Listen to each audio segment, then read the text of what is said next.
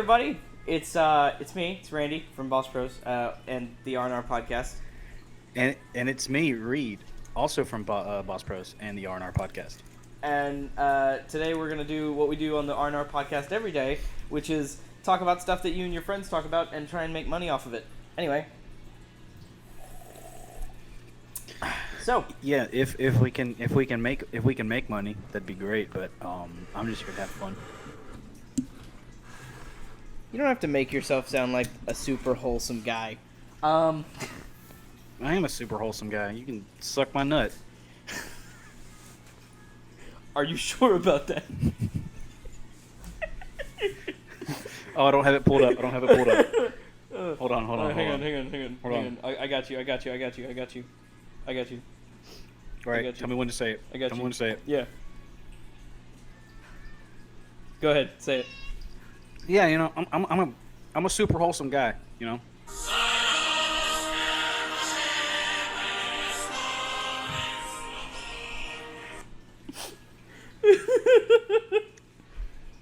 That's a super wholesome guy. That's nowhere close to this. I thought you were gonna play the John Cena thing. Are you sure about that? I'm eating some toxic waste sour candy given to me by a good personal friend of mine. Randy, what are you doing, dude? It was an Naruto. We're recording a podcast. Yeah, we're recording. You're eating what? We just started, Randy. We just started. Get out of here, dude. You said you're eating what? This dude talking about I'm gonna pull up TikTok. Let's see what's going on in the talk right now. No, it was a Naruto soundboard. All right, Randy, what are we doing today? Yeah. We have decided that we were going to compile our top 15 movies. However, neither one of us could abide by our own rules, and we instead have our top 22 movies, 7 of which being honorable mentions. Well, see what happened was you see what happened. Randy and I were supposed to record this podcast on Saturday.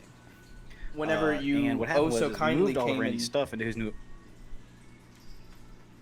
Yeah, we were supposed to move stuff into Randy's apartment. Well, we did, and we were supposed to record it after we got done moving. But then Randy realized that he doesn't have any internet, and if he did need internet, he'd have to use his hotspot, which he's currently doing. We're actually, Yeah, I still don't have internet. We're behind schedule, but also ahead of schedule at the same time. They said they were going to have it fixed yesterday. Yeah, still doesn't have internet.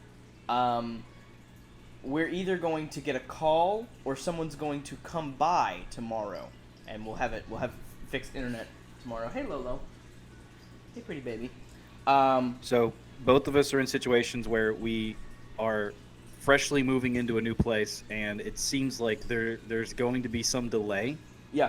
On these, and like there was no delay before we started recording, and now a delay has occurred, and we're just gonna have to roll with it. A very slight delay, and that's okay. Yeah. So like you mentioned, we've both been moved into new places recently. The last episode of the R&R podcast was recorded at your new place, and we were attempting to record this episode at my new place, but I guess we get a little bit of both because you're in your office room now. So do we want to? Yeah, this is gonna be like the office / game room. Heck yeah. Oh, do we want to go ahead and jump into this? It was telling me something. I said what it is. We already talked about it. We already introduced it. Yeah, I mean, I'm down to go first if you want me to start, or if you want to start with your number 15.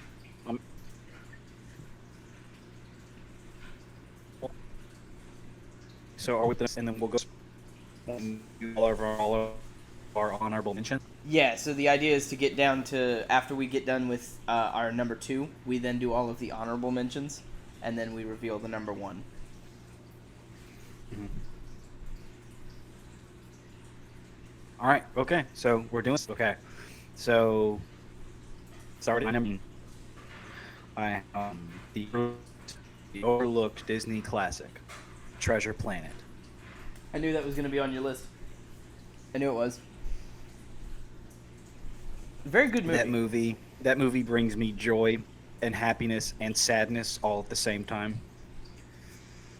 I couldn't tell you who all's in the movie. I don't know anything about the cast. I probably should care, but I don't. All I care about is the fact that it was sabotaged by Lilo and Stitch, and so for that reason and that reason only,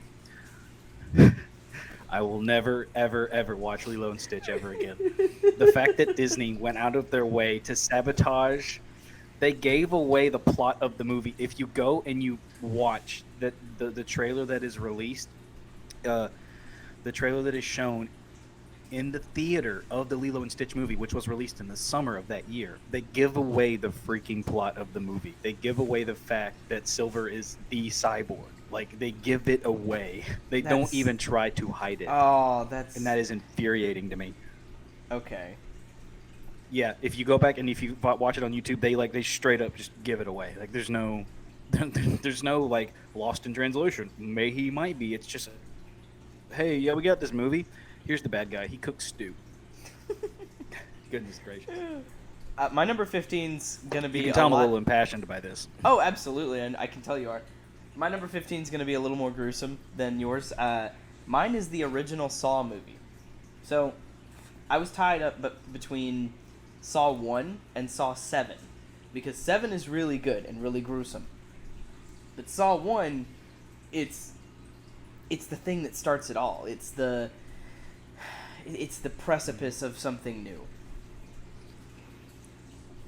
Precipice of something. Look at you using big words. Look at me being stupid. Anyway, yeah, that was my number 15. That was Saw 1. I don't really have a whole lot to say about it, other than the fact that I really enjoy the movie. Mm-hmm.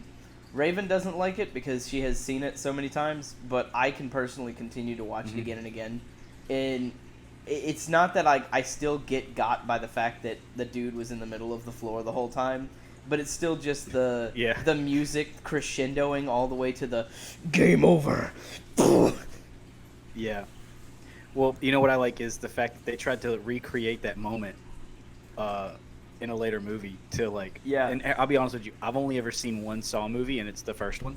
Mm-hmm. So I only know about the first one, and I know about like how the series progresses. And I know that here recently, in like one of the more recent movies, they tried to recreate it, and apparently it was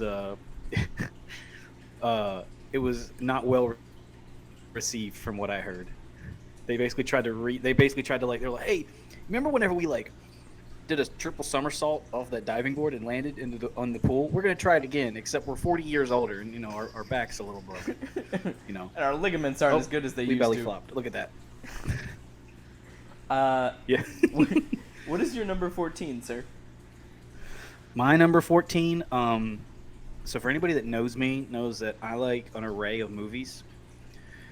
And when I was thinking about sports movies that I liked, it was very hard to pick one, and so I had to pick one, and so I went with Remember the Titans.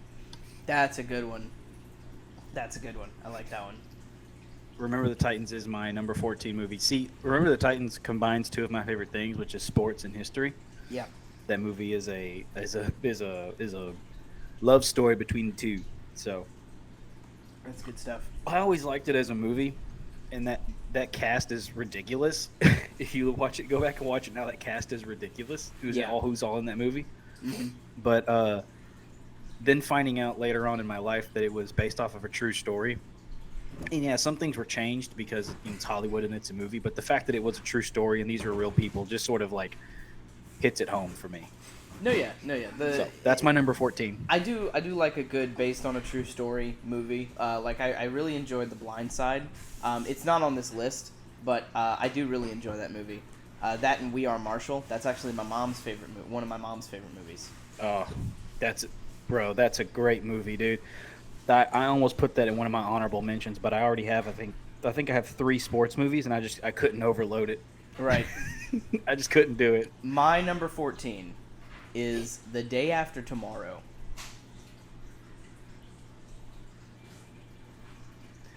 Okay, Randy. What did you say? Your microphone jumped out. Okay. My number 14 is The Day After Tomorrow. Yeah. With Dennis Quaid, Oh Jake my Gyllenhaal. god! How did I forget that movie? Dude, so good. Movie was so good. How did I forget about that movie? Same dude who did 2012, another natural catastrophe movie, and he recently did Moonfall. That wasn't as good. Moonfall was really good too. Mm-hmm. But The Day After Tomorrow. Dude, Day After Tomorrow, dude. I thoroughly love it. Oh That my God. honestly, that movie is what made me enjoy Dennis Quaid and Jake Gyllenhaal's acting style, and the way that they do their stuff. It's super just. Oh my gosh, dude. Perfect. How did I? You said Day After Tomorrow, and I'm like, in my head, I'm like, you big idiot. How did you forget about that movie? I used to watch that movie religiously, dude.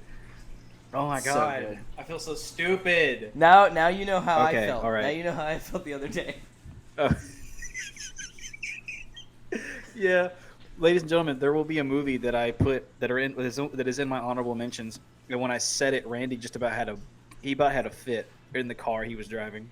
Yeah. He almost wrecked us on the side of the road. I said the name of the movie, and he got so incredibly angry he could not believe it. That movie is the reason why we have 7 honorable mentions. He added it to his honorable mentions, and he told me, you can go ahead and add one of yours too if you wanted to. Because we got to make it even. Okay. Number 13 for you, sir. Number 13. Number Burger 13. King foot lettuce. Burger King foot lettuce. Okay, my number 13 movie is, I wouldn't consider it a critically acclaimed movie. Okay. But it is critically acclaimed in my eyes. It is The Mummy with Brendan Fraser. Oh, heck yeah, dude. Dude, freaking love that movie so much. So good. There are a list of movies that were in our little DVD holder. We used to have a. If anyone's wondering why I sound like I have something in my mouth, I'm eating toxic waste, sour candies, and I just got to the center. It is spewing sour stuff into my mouth. It's so very hard to keep my composure right now. So, dude, we used to have this giant black binder full of DVDs, and like I wore my Mummy DVD out. We had to buy a new copy of The Mummy. So, I'm the same way. Randy is with, currently climbing on the walls like a spider. What are you doing? I'm turning the fan off because it's cold in this room now. I'm the same way. Your nips are poking out? Yeah, my nips. I can cut diamonds. There are 3 movies that were in that binder that I wore out. The Mummy is one of them. You're going to learn about the other 2. The one that I can remember the most from my mom's collection of DVDs that we would watch on the road when we had those DVD things that are strapped to the back of the headrests, and we would watch movies on the road. Yeah. The one that I would watch the most was Revenge of the Sith. Oh. So my number 13. Very nice. My number 13 is Go ahead. Antlers by Guillermo del Toro. And I know you're not a huge fan of Guillermo del Toro. Not the biggest fan, no. But I would say that you would enjoy this movie as because we're both fans of Supernatural, right? The TV show Supernatural. Yeah. Supernatural TV show, yes. Yes. And they have pretty good depictions of their monsters and their creatures of lore and cryptids and stuff. Antlers is the perfect depiction of a Wendigo, in my opinion. It is a very honest to God, wonderful visual representation for that creature. And I think you should at least give it a chance just once. Yeah, I mean, I'm always down to clown when it comes to horror movies. I actually convinced Nate and Brendan, I think you might have been there, I don't know if you were there or not, to sit down and watch a movie on Netflix called The Forest. You were telling me about it. I wasn't there, but you were telling me that you had gotten them to watch it. Yeah, it's about four or five guys that go into the woods and encounter like a Norse like folklore monster or something. And I remember thinking throughout this, like, whoever wrote this movie was obviously on something, but god dang, do they know how to write a compelling story? Right. It's a mind blowing. It's obviously like acid induced type thing, but when you're watching it, we sat there. I didn't blink for like 20 minutes. I was just looking at the screen. I was like, what the heck am I watching? Right. All right. So next up, Excuse sir, me. will be your number 12. Number 12. Yep. Mm-hmm. Number 12 movie. It is an Indiana Jones movie, Okay. and it is The Last Crusade. Nice. Nice. Last Crusade. The reason why I picked Last Crusade is because Raiders of the Lost Ark is a good movie, but if you take Indiana Jones out of that plot, the plot doesn't change. Correct. And so I couldn't pick that movie because like Indiana Jones in it is like a bystander. He's like, I don't know. He's like the Nazis are driving the motorcycle and he's in the sidecar. That's basically the whole movie. Quite They're literally. just going along. Yeah. And then I love Temple of Doom. Don't get me wrong, but apparently I love that movie. But apparently that is apparently it's taboo or something to like the Temple of Doom. Apparently. Because I mentioned no, listen, hold on, listen. I mentioned to an older coworker of mine that I like Temple of Doom, and he actually looked at me. He was like, "Are you retarded or something? Like, what are you like?" He asked me if I was actually dumb. It's like, no, I like that movie. He's like, why do you like it? I was like, I don't know, dude. I got a thing for dudes ripping out other people's hearts, you know. But I picked Last Crusade because it has Sean Connery in it. Yes. And Yes. he has probably one of the funniest lines in the entire trilogy, where he's like, sometimes if I feel like if I sit down and have a thought, a problem or a solution will present itself, and he sits down in the chair, and then it leans back, and like the secret passageway opens up. He goes, "Oh look, the solution presents itself." I thought you were gonna go with personally my favorite line from that movie when they're in the plane and they're getting chased down by the Nazis, and he shoots the tail fin off, and he just like tries to cover it up like, "We've been shot, Sonny." It's just Or what about the one where it's like I think it's at the end of the movie where Salah is confused as to why he keeps calling him Henry or keeps calling him Junior, and he's like yeah, Henry Jones Junior. We named the dog Indiana. And like the whole time I remember sitting there as like a 13-year-old kid going, are you kidding me? Like this dude really bamboozled all of us. It's like he named himself after a border collie or something, or something stupid like that. dude. It's a cool name. Don't get me wrong, I but believe it was a husky. Oh, I don't know. I didn't know what kind of dog it was. I just thought it was funny. It was at the beginning of the movie. He was like, oh, that's right. Yep. I remember that. With Boy Scout Indiana taking down, doing a train heist or something. Dude, that I want to scene watch is that like- movie. That's the movie I want. The young Indy. I mean, Yeah, I want Young Indy. Dial of Destiny is right around the corner. What is that? What is Dial of Destiny? That's Indiana Jones 4, dude. You didn't see the trailer for that? No. Dude. The trailer Nope. for I've not the seen- new Guardians movie, the new Transformers movie, and the new Indiana Jones all dropped on the same day. I've not seen any of those. You'll have to go and look The at only thing I care about right now is John Wick Chapter 4. For John Wick Chapter 4 is where it's at, baby. For real. All right. And that's All right, cool. So what's your number 12? My number 12 is the 2006 horror movie Trick or Treat.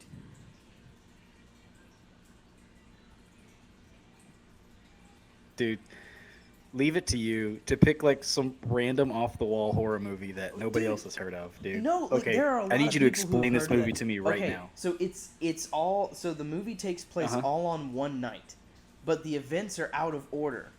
Okay? So you don't know exactly what's happening when until like the second or third time you've watched it. But it's this like little kid I don't want to call him a kid because I think he's like a demon or an extraterrestrial or something. But he's a little being in an orange button up like overall jumpsuit and a sack mask. Walks around with this razor sharp lollipop, killing people, and there's like a group of girls that like you think they're gonna fall victim to some like a killer, but turns out they're werewolves. There's like these kids that go down to this lake. And they're like, oh, we're dropping off pumpkins to honor sacrifice for the kids that died, and they do a prank as if they're the dead kids, and then the dead kids actually come out of the river and kill them. There's junk. So at the very opening, there's like this couple, like they're ending their night. Wow, dude. What? The new script for Charlie Brown and the Great Pumpkin is wild, man. I gotta tell you. I hate this. Anyway, it's a really good movie, and honestly, it's one of my favorites. Are you sure about that? It's one of my favorite horror movies. Yeah, I could watch it again and again. It's that good. Raven and I went and watched it in theaters. Tell you what. The next time. What? The next time I'm down there. The next time I'm down there, you can show me this movie. Okay. What is your number 11, sir? My number 11 after The Last Crusade is, of course, John Wick. Okay. Chapter 1, obviously. I really should have thought about John Wick when I was making this list. I don't have any of them on here. Yes. John Wick, like, when that movie came out, I remember, like, the movie was good, but all anybody could talk about was the fact that Keanu Reeves put himself through, like, the actual training to do all those things. Yeah. Like, everybody had, like, I remember all my friends, they were watching those videos. We had a hard-on for those videos, just sitting there watching them, just watching Keanu Reeves going through those obstacle courses, firing those guns. Dude. Doing all the tactical reloads and all that. I just remember thinking to myself, like, I know actors for generations have, like, gone out of their way to learn certain things, but for some reason it feels like Keanu Reeves is the first one to do it. You know, he was like he like, I know he wasn't the first one, but it felt like he was the first person to actually give a flying flip about what he was doing with that movie. Yeah, no, I this totally... honestly, this feels like these movies feel like Keanu Reeves' like swan song. That's what it feels like to me. Yeah, no, it's it's very nice. I'm ready for the fourth one. My number 11. Me too. I'm. Go ahead. Oh, I was gonna let you finish your statement. I didn't mean to cut you off. I just said go ahead. Okay. My number 11 is the 1978 The delay is kicking in. Halloween movie.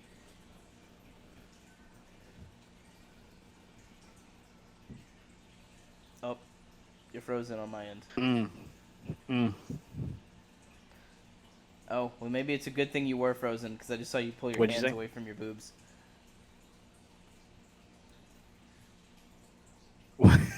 What? No, the camera wasn't doing anything like that. I don't know what you're talking about. The camera froze, and then it came back on, and all I saw was, and I was like, okay, all right, maybe it's good that it was frozen. Yeah, no, the classic John Carpenter's Halloween movie. So what? Your next movie was the classic 1977 Halloween movie. Yeah, 1978. Oh, is it 78? Okay, yeah, I 78. Remember. Yeah, no, that. Yeah. What I didn't realize about that movie was how, like, that movie was the inspiration for all the other ones. Mm-hmm. Like, I didn't realize it until I was watching the documentary on Netflix. It was like the films that made us, and like how, like, if we don't have Michael Myers, then we don't have Freddy Krueger, then we don't have Jason, like we don't have any of those. It never really occurred to me that he was the one that started it. Yeah. Yeah. I will say another thing, and I know we've probably already talked about this, me and you personally, but I'm just going to say it for the podcast. The Halloween franchise was not supposed to be all about Michael Myers. It was supposed to be an anthology, and I really want to see what they could do with the anthology now that the story of Michael Myers is over. Over. It's over. You shut up. It's Over. over. We watched him Over. die. Okay. We and I watched the same movie, but we didn't watch the same movie. Okay, dude. Let's get that straight. Okay. Okay. We've already talked about this. All right. All right. We're not gonna get into that right now. Yeah. This isn't the discussion for Halloween Ends. Okay. This isn't that episode. No, that'll happen. That'll happen a year down the line when we hate each other, and that way we can get fully venomous with it. All right. Okay. So after John Wick, getting into my top 10, I have the movie Armageddon with Bruce Willis. Nice. Okay. And maybe partially the reason why I put it here is because of the Aerosmith song. That might be it. Yep. But man, that movie just, dude, you know it's coming, but it still moves me to tears every single time.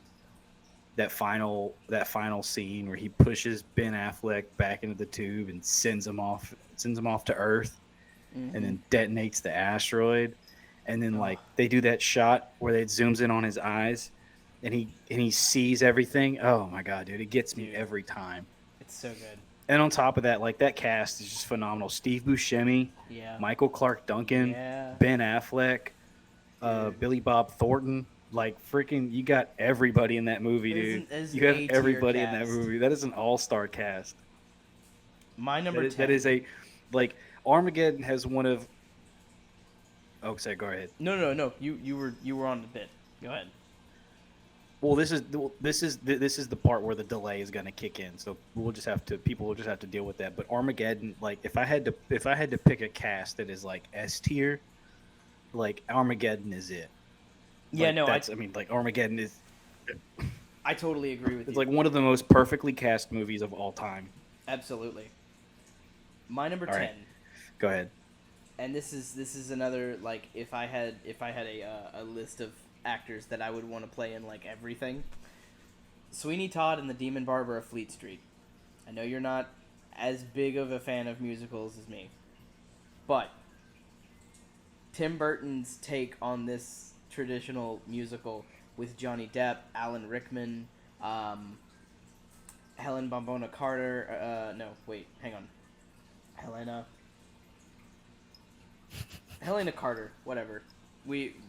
She's got some like Helena Bonham Carter. That's it. Bonham Carter. And even like the younger actors that are in that movie that you don't 100% know, like they all do so well, and the music is so memorable. Like the entire premise and the idea that the judge believes that Johnny Depp's character is dead, and so when he's receiving this shave, and all Johnny Depp wants is vengeance, and he's that close, just for it to be ripped away. It was so beautiful. I thoroughly enjoy this movie. The songs are really good. We've talked on the podcast before about our D&D campaigns. The bard that I'm playing, one of the songs from this movie is actually one of his healing spell songs. It's the nothing's gonna harm you, not while I'm around. I thoroughly enjoy it. It's good. I'm glad, buddy. I sort of let you take over on that one because I have no comment when it comes to those things. I appreciate it. I think Hamilton was the exception for me. And that's totally but just fine, barely. Because Hamilton's super good Just too. barely. Mm-hmm. So that was your number 10? Yes. What is your number 9? Okay, so The Joker. With Joaquin Phoenix. Oh man, that movie was good. Yeah, you're going to start to see a trend coming up in these next couple of movies here. Okay. Are they all with Joaquin Phoenix? Yeah.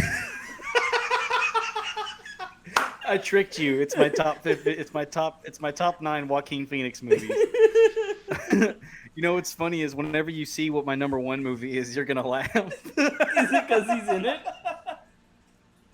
I mean, he's in it. Oh my god. Okay. So the Joker. I gotta say this. I understand that, like, okay, so my dad, right, grew up watching the Adam West. Mm-hmm. He watched the Adam West as a kid, and then when he got to a certain age, Val Kilmer was Batman, and then of course Michael Keaton was Batman, right? Yes. And whenever Michael Keaton was Batman, Jack Nicholson was the Joker. Absolutely. The comic books that my dad read growing up were that version of the Joker, the what you would call the golden age of Joker. Yes. My dad is a fan of that version of the Joker, where he's a trickster, he just funny joke, and he's sort of like a mob boss, doesn't really get his hands dirty. My dad is a part of that group of people. They are not a fan of this new age Joker that is troubled and psychotic and everything, and a embodiment of, I guess you could call it, life today, or the embodiment of a person who would struggle in a society. I was about to say the embodiment of a society. And so he and I, like, we we argue about it a lot. He hated the Heath Ledger Joker, thought it was too deranged. Oh. He definitely hated this one. But I gotta tell you this. Any movie, and for those of you that don't know, my wife is a clinical, basically a clinical psychologist. She's a counselor. And whenever she and I started dating, I started picking out movies for us to watch that I know she would like that she had never seen because of the basically what I call the character dive-in, where they take a character and they break it down to his base form so you understand him completely by the time the movie's over with. When this movie was coming out, she was the first one to see the trailer. She told me she wanted to watch this movie. That's good stuff. Literally, we were at Nate's house. She was coming over to watch a movie. She didn't know what movie we were going to watch. Nate and I both put on our Batman socks and sat in Nate's parents' in his little living room right there. And when she walked in, she goes, "What movie were we watching?" We showed her the socks, and she goes, "Are we watching Joker?" And I was like, "Yeah, we're watching Joker." And she sat there on the edge of her seat the entire time. And by the time the movie was over with, I could have sworn she was making like clinical notes in her head. So, like, don't get me wrong, I love this movie. Yeah, I could see the gears turning, and there's things, she loves that movie, but the thing is she will not. I mean, like, I think we've watched it together twice because even though she loves that movie, it's hard for her to watch it, and it's almost hard for me to watch it. But One second, I'm sorry. Hang on.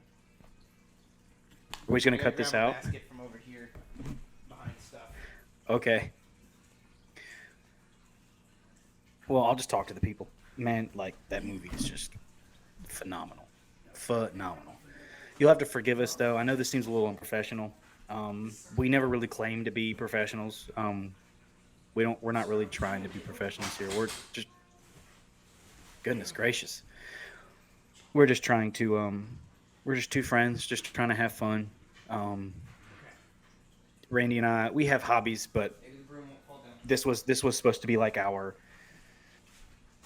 sort of like our, not, I wanted to call it dream because that makes it sound, stupid and childlike, but, something that we want to do. Hey, Randy, how you doing? What were you saying?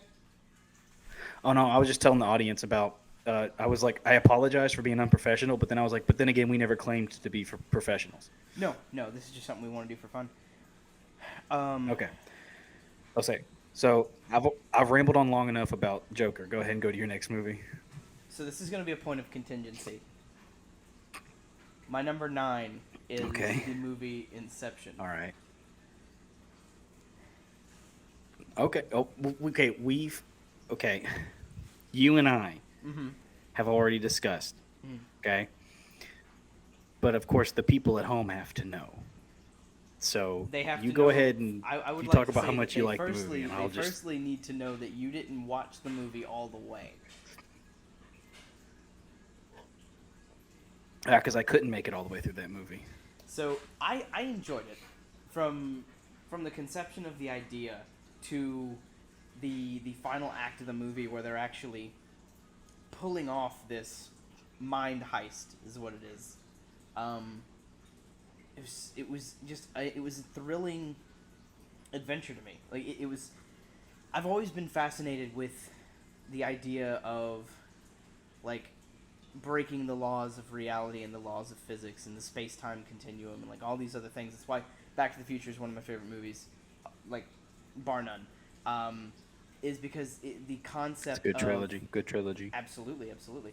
It is the concept of taking some ordinary thing like a car, and then turning it into a literal vessel that can take you throughout time and space. It's Not only taking that, the something ugliest car they could find. Hey, it was the cheapest car because it was made out of aluminum foil. Shut up. They had to buy enough that they could keep smashing them over and over with a train. Anyway. I mean, those things cost about as much as a microwave back in the 80s. So, I mean. But no, like, and that's why I least like we're the not idea Detroit. of... We're not Detroit. I like the idea of the movie Inception. Like, basically the dude was like, yo, what if we broke into somebody's mind to get the information that we needed to pull off this other, like, actual physical heist? And then dude was like, you got a team for that? You got the means to do it? Yeah, I do. Let me assemble my team. And then assembles his team, and it's everything you love about a spy movie or like a heist movie, but it's done inside of somebody else's mind over and over and over. And it's just, I don't know. I love it. I love the movie.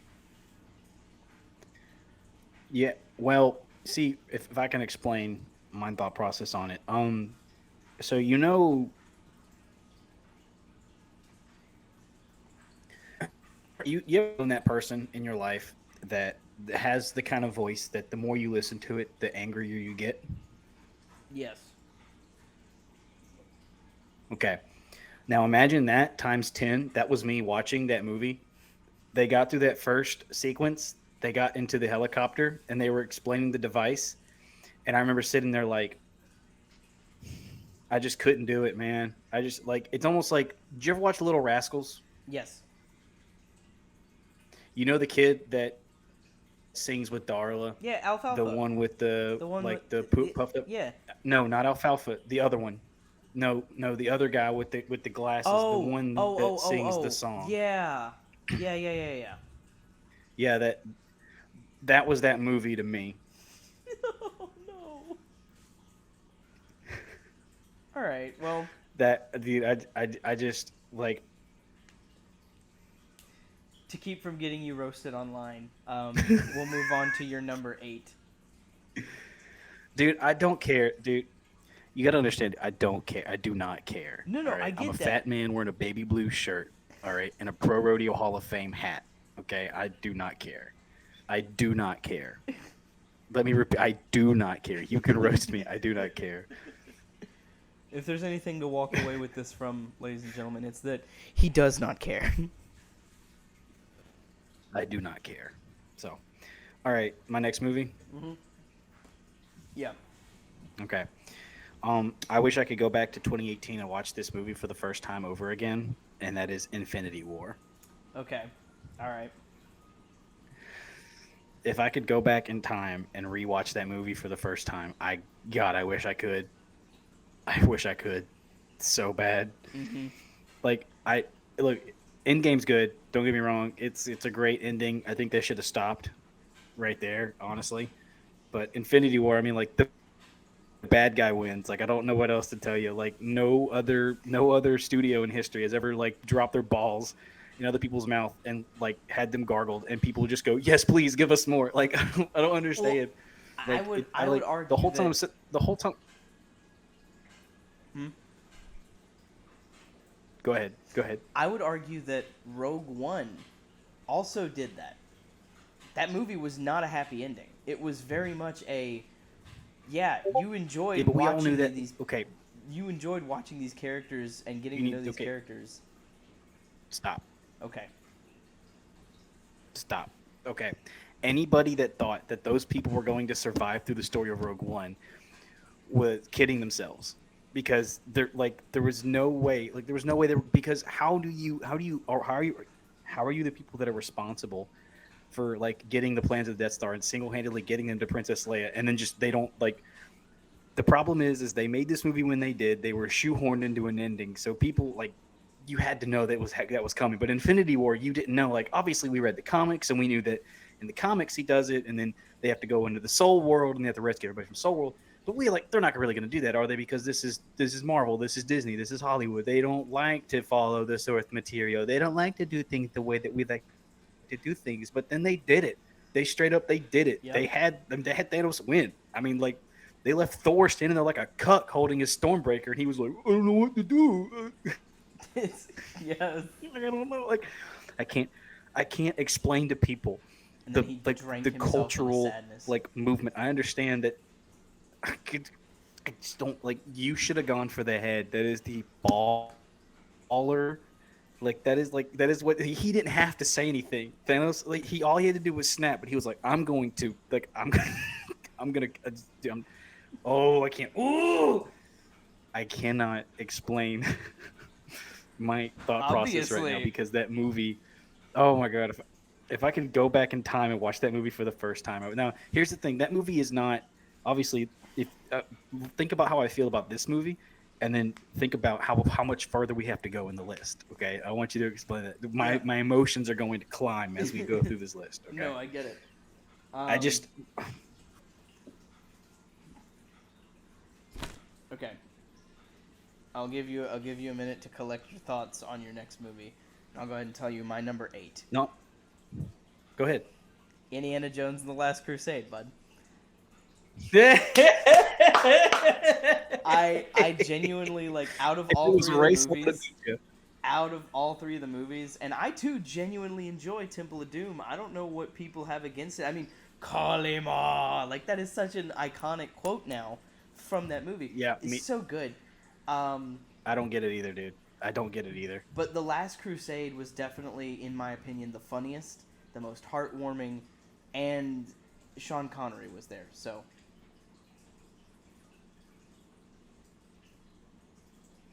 And the guy who played Gimli the dwarf in Lord of the Rings was in it too. Yes, he was. Yep, John Rhys Davies. So I won't delve too much more into The Last Crusade because we already did that. So go ahead and give us your number 7. It's a good movie. It's such a good movie. It is. It's such a good movie. Okay. My number is it number 7? Yep. Yeah. My next movie after Infinity War is The Batman. That was a good movie, yeah. With Robert Pattinson. Yeah. You were all wrong. You were all wrong. My mother included. Me and my mother got into an argument about this. I said, Mom, are you excited about the new Batman? She goes, who's playing Batman? I said, Robert Pattinson. And she goes, ooh, the Twilight guy? Ooh. And I went, you're stupid. You don't know what you're talking about. You should go watch a movie called The Lighthouse. It's got Willem Dafoe and Robert Pattinson in it. It's really good. He's been in other things, people, like, and he hated Twilight movies. But anybody who thought, I'm not saying that I had my doubts. He was in Harry Potter, but for like 20 minutes of total runtime. Shut up. And he gets murked at the end. Shut up. It was still better than Twilight, and you know it. Cedric Diggory went out like a total, like, I don't want to use certain words because, we're nice, clean people, but you know what I'm going to say. He went out like one of those. He went out like it's like a dog that's like it's like a dog that is sick and hobbling on one leg. You take it out behind the shed and shoot it. Okay, that was Cedric Diggory, right? Cedric Diggory was. I'm talking about the Batman, dude. Like, dude, like, oh my god. I've loved the memes. What I love about this movie is that. Yeah. The memes, dude. That movie. What's so genius about that? So what's so genius about that movie is that when you come to the themes of the characters, especially like the Batman and the Joker. So obviously the Joker's is Ave Maria, right? Mm-hmm. And Batman's is Something in the Way. But Something in the Way is already in a minor key. but they bump it up to the major key. You know, that's where you get that dun, dun, dun, dun. That's something in the way, but it's bumped up to major key. And then Ave Maria, which is in a major key, is brought down to a minor key, which is why it sounds so haunting whenever anytime the Riddler is on scene. But that movie, like I don't get me wrong, I had my doubts about certain, like I had my doubts. Like I was what's the word? I was positive thoughts about it. I would very like I knew it was going to be good, but I didn't know it was going to be that freaking good. Right. Okay, did not know that. Did not know they were going to turn the Batmobile into what it was. Like that thing was scary looking. It looked like it could blow up at any moment, and I loved every second of it. It looked like That car chase scene, that car chase scene, the name of the song that plays in the car chase scene is Highway to the Anger Zone. Now, put that in your pipe and smoke it. Goodness gracious. Oh, man. Hey, we're taping a podcast here. Leave them alone. I love that movie, I love that it's 3 hours. I wish it was 5 hours long. That Batmobile looks like it was. It's your GTA Impala after you've hit like 20 guardrails and you've been drifting on the interstate for like 40 minutes now. He cranks that thing up and it sounds like a 747 jet engine. Whee! He cranks that up and he's like, "All right, cool. I need about 10 minutes for this thing to heat up." Like it sounds like he's driving around with a nuclear bomb strapped to the back of that thing. Oh my god, man! Get out of town, bro. So my put number it in 7. me, like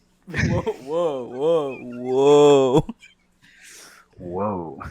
My number 7 Go ahead. will tie in with your number 7 and with your number, I believe it was 10 or 9, where you had the Joker. Yeah. The Dark Knight. Yeah. That one, I'll be honest with you, that one is nowhere near my list, I'll be honest with you. Heath Ledger giving the performance of a lifetime in that movie. And Christian Bale, if it weren't for the fact that, like, yeah, sure, you have the first one where he fights Scarecrow and, like, Liam Neeson is Ra's al Ghul and all that stuff. But, like, The Dark Knight, though, I think that's what really put that trilogy on the map. Because that movie was I agree. Phenomenal. So good. It was, and then they ruined it with Dark Knight Returns. Rises, but yeah, I agree. Oh, whatever. I don't care. But yeah, no. No, I agree with you. If I could, see if I that could one's watch nowhere on my that- list because.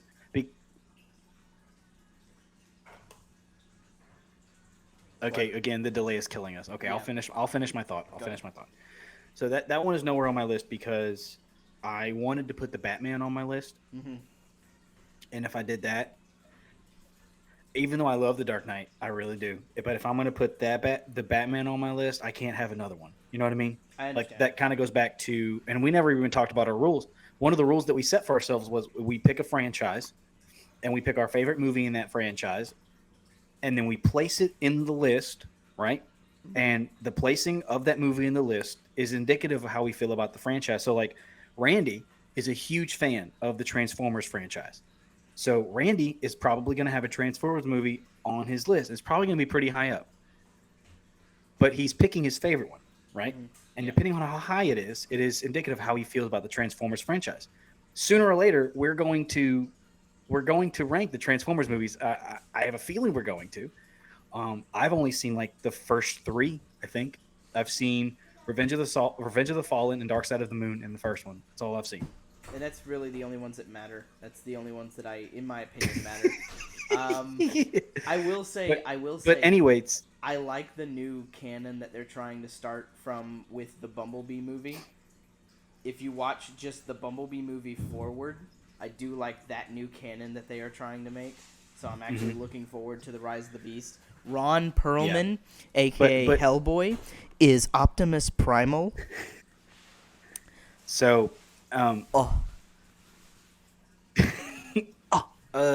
No, but the thing is, I was explaining all that so that people could understand that I was kind of adhering, even though I know that the Batman and the Dark Knight trilogy are not the same. I can't put the Batman and Yeah. then in good conscience put the Dark Knight because they're the same character. I know they're two different interpretations, they're two different universes or Right. whatever. I just couldn't do it. So, I but for me, in my opinion, I love the Dark Knight, but I think the Batman is better. I'm sorry, it I is. put the Dark Knight on there for my interpretation of the Joker. That is honestly my favorite version of the Joker. Just Yeah, it's such a phenomenal job, like really and truly. it is. Um, but yeah, okay. So that was number 7. So what is your number 6, sir? My number 6 is Spider-Man 2 with Tobey Maguire and Alfred Molina as Dr. Octopus. I feel really bad because I put none of those movies on this list. Ugh. You should feel I feel so horrible. bad. I can under I would have put the first one. you you put I mean, look, don't get me wrong. Don't get me wrong. The first one is good, but the second one 2 is really good. magnifique, dude.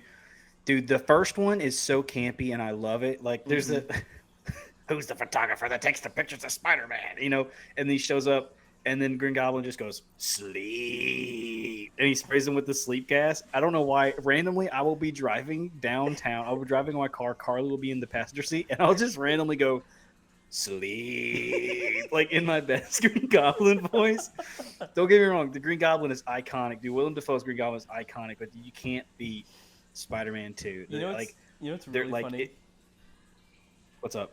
I'm gonna get flamed for this, but I really enjoyed the third Spider-Man movie, even though it was a garbage I did too. fire of a movie. It was a really I did fun too. time. No, I enjoyed that movie. The only problem is the only issue is they look if you leave out Venom, that movie's perfect. Yeah, yeah.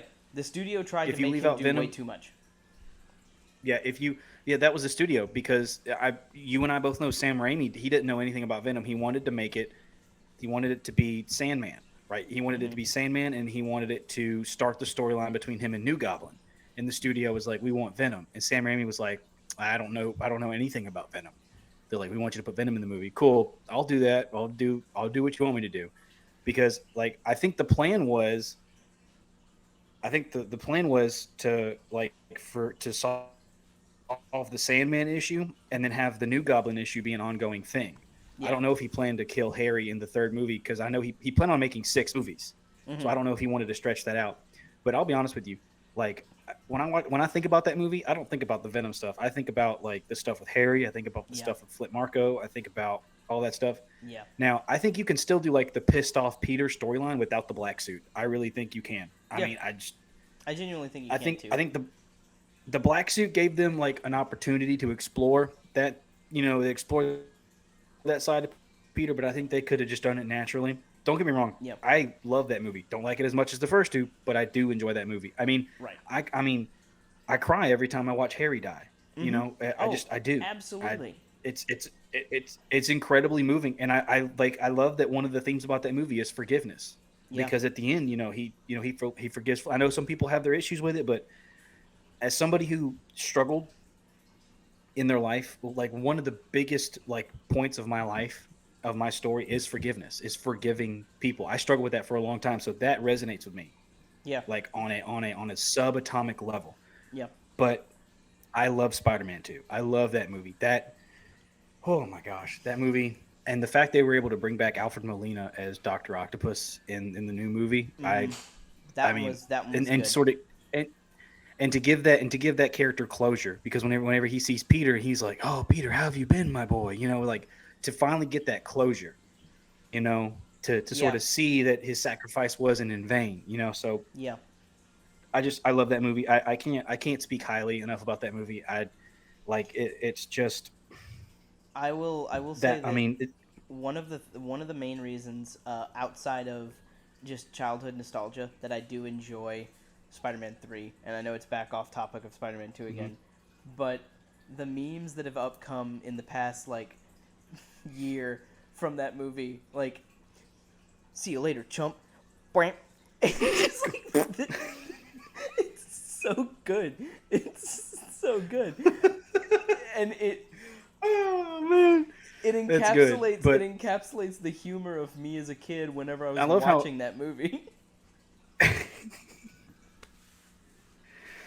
I love how Spider-Man 2 is the movie that I chose, but we've talked more about Spider-Man 3. Yeah. I Yeah. love that that's a thing. But I'm it's really sorry. I look, if I have to explain why Spider-Man 2 is a good movie to people, Then then they just need to they can rewatch it. shut up. They don't have Yeah, they just need to go back and rewatch it. Yep. They need to go back. Dude, the theme song for that movie is Vindicated by Dashboard Confessional. That is all you need to know, my Yes. dude. And- Vindicated! I am selfish. I am wrong. I am right. I swear I'm right. Swear I knew it all along. And That song just- can we talk ugh. about the ending credits for the first one? And they say that a hero can save us. Oh, such a good song. I am so high, I can hear heaven. I put them on your entertainment center. Dude, I remember I watched careful, a little you got a movie cord. called It's okay. It's okay. You're okay. I watched You're okay. I didn't see anything. Come on. Raven is trying to grab some stuff off the shelf. Yeah. Audio listeners, that's what is happening right now. As you can see, we are still, well, as our visual watchers can see, we are still in the process of unpacking and getting moved in and everything. You But got a lot amidst of the crap. chaos, Anyway. we were like, we have a schedule to uphold. Yeah, we really wanted to stay on schedule with this, so we're a couple days late, and I hate the fact that we're recording this on a Monday, but we'll make do. So, I totally forgot what oh yeah. So speaking of Hero by Nickelback, I watched Yeah. a little movie called Aragon, right? This is before I read the books, right? Yeah. Before I read the books, before I knew how bad that movie was. Watched a movie called Aragon, and all I wanted to do was be a dragon rider. And so I put one of my pillows on my office chair, took the back off of it, and used my Houston Astros souvenir bat as a sword, and I played that song, and I was a dragon rider in my room. Congrats.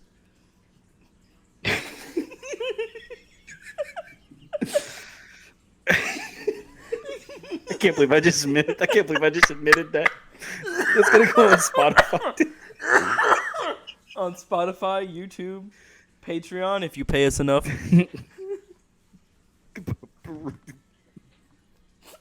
r/roast me. Congrats. Dude, in my room, I was a Jedi general. I was a Jedi turned Sith. I was part of the group of wizards that fought off Voldemort at Hogwarts. Oh, dude. I was a companion to the Doctor, and I was a dragon rider. See, I was like, We're getting off subject. yeah, we're Entirely getting off completely subject. off subject. We're gonna stop flaming our childhoods right now, and we're gonna get back to this Yeah. list. What was that? That was your number 6? That was my number 6. My number 6 was the Iron Man movie from 2008.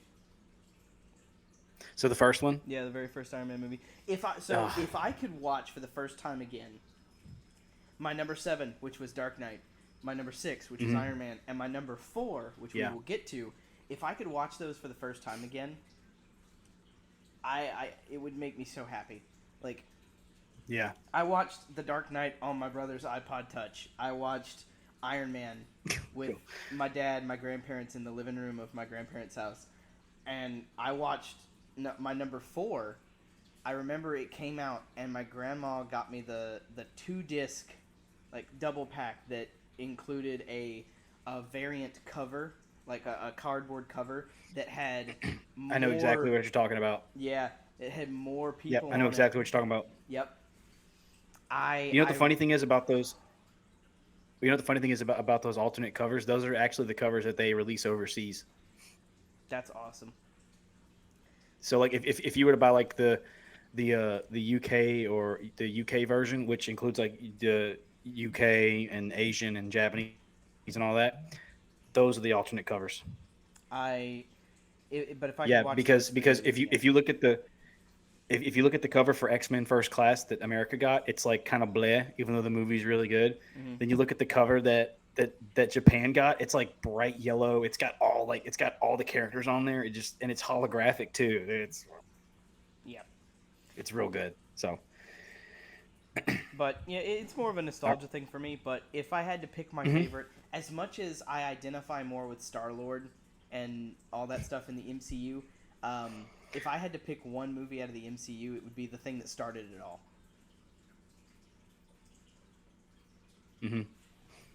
I Am Iron Man. It's a good movie. It's a good movie. Gets 5. overlooked. Gets overlooked a lot. Yeah, yeah. So here we are. We are in our top 5. First movie in my top 5. I honestly considered moving this up a spot because I just recently watched through most of these movies the other day. So you should know where I'm going with this. I think so. The first movie in my top 5 is a part of a franchise that embodies. This character embodies, right, the indomitable spirit of man. Okay, That's the Rocky franchise with Sylvester Stallone, and it's Rocky 2. Okay, this man sent me a video. What are you gonna say?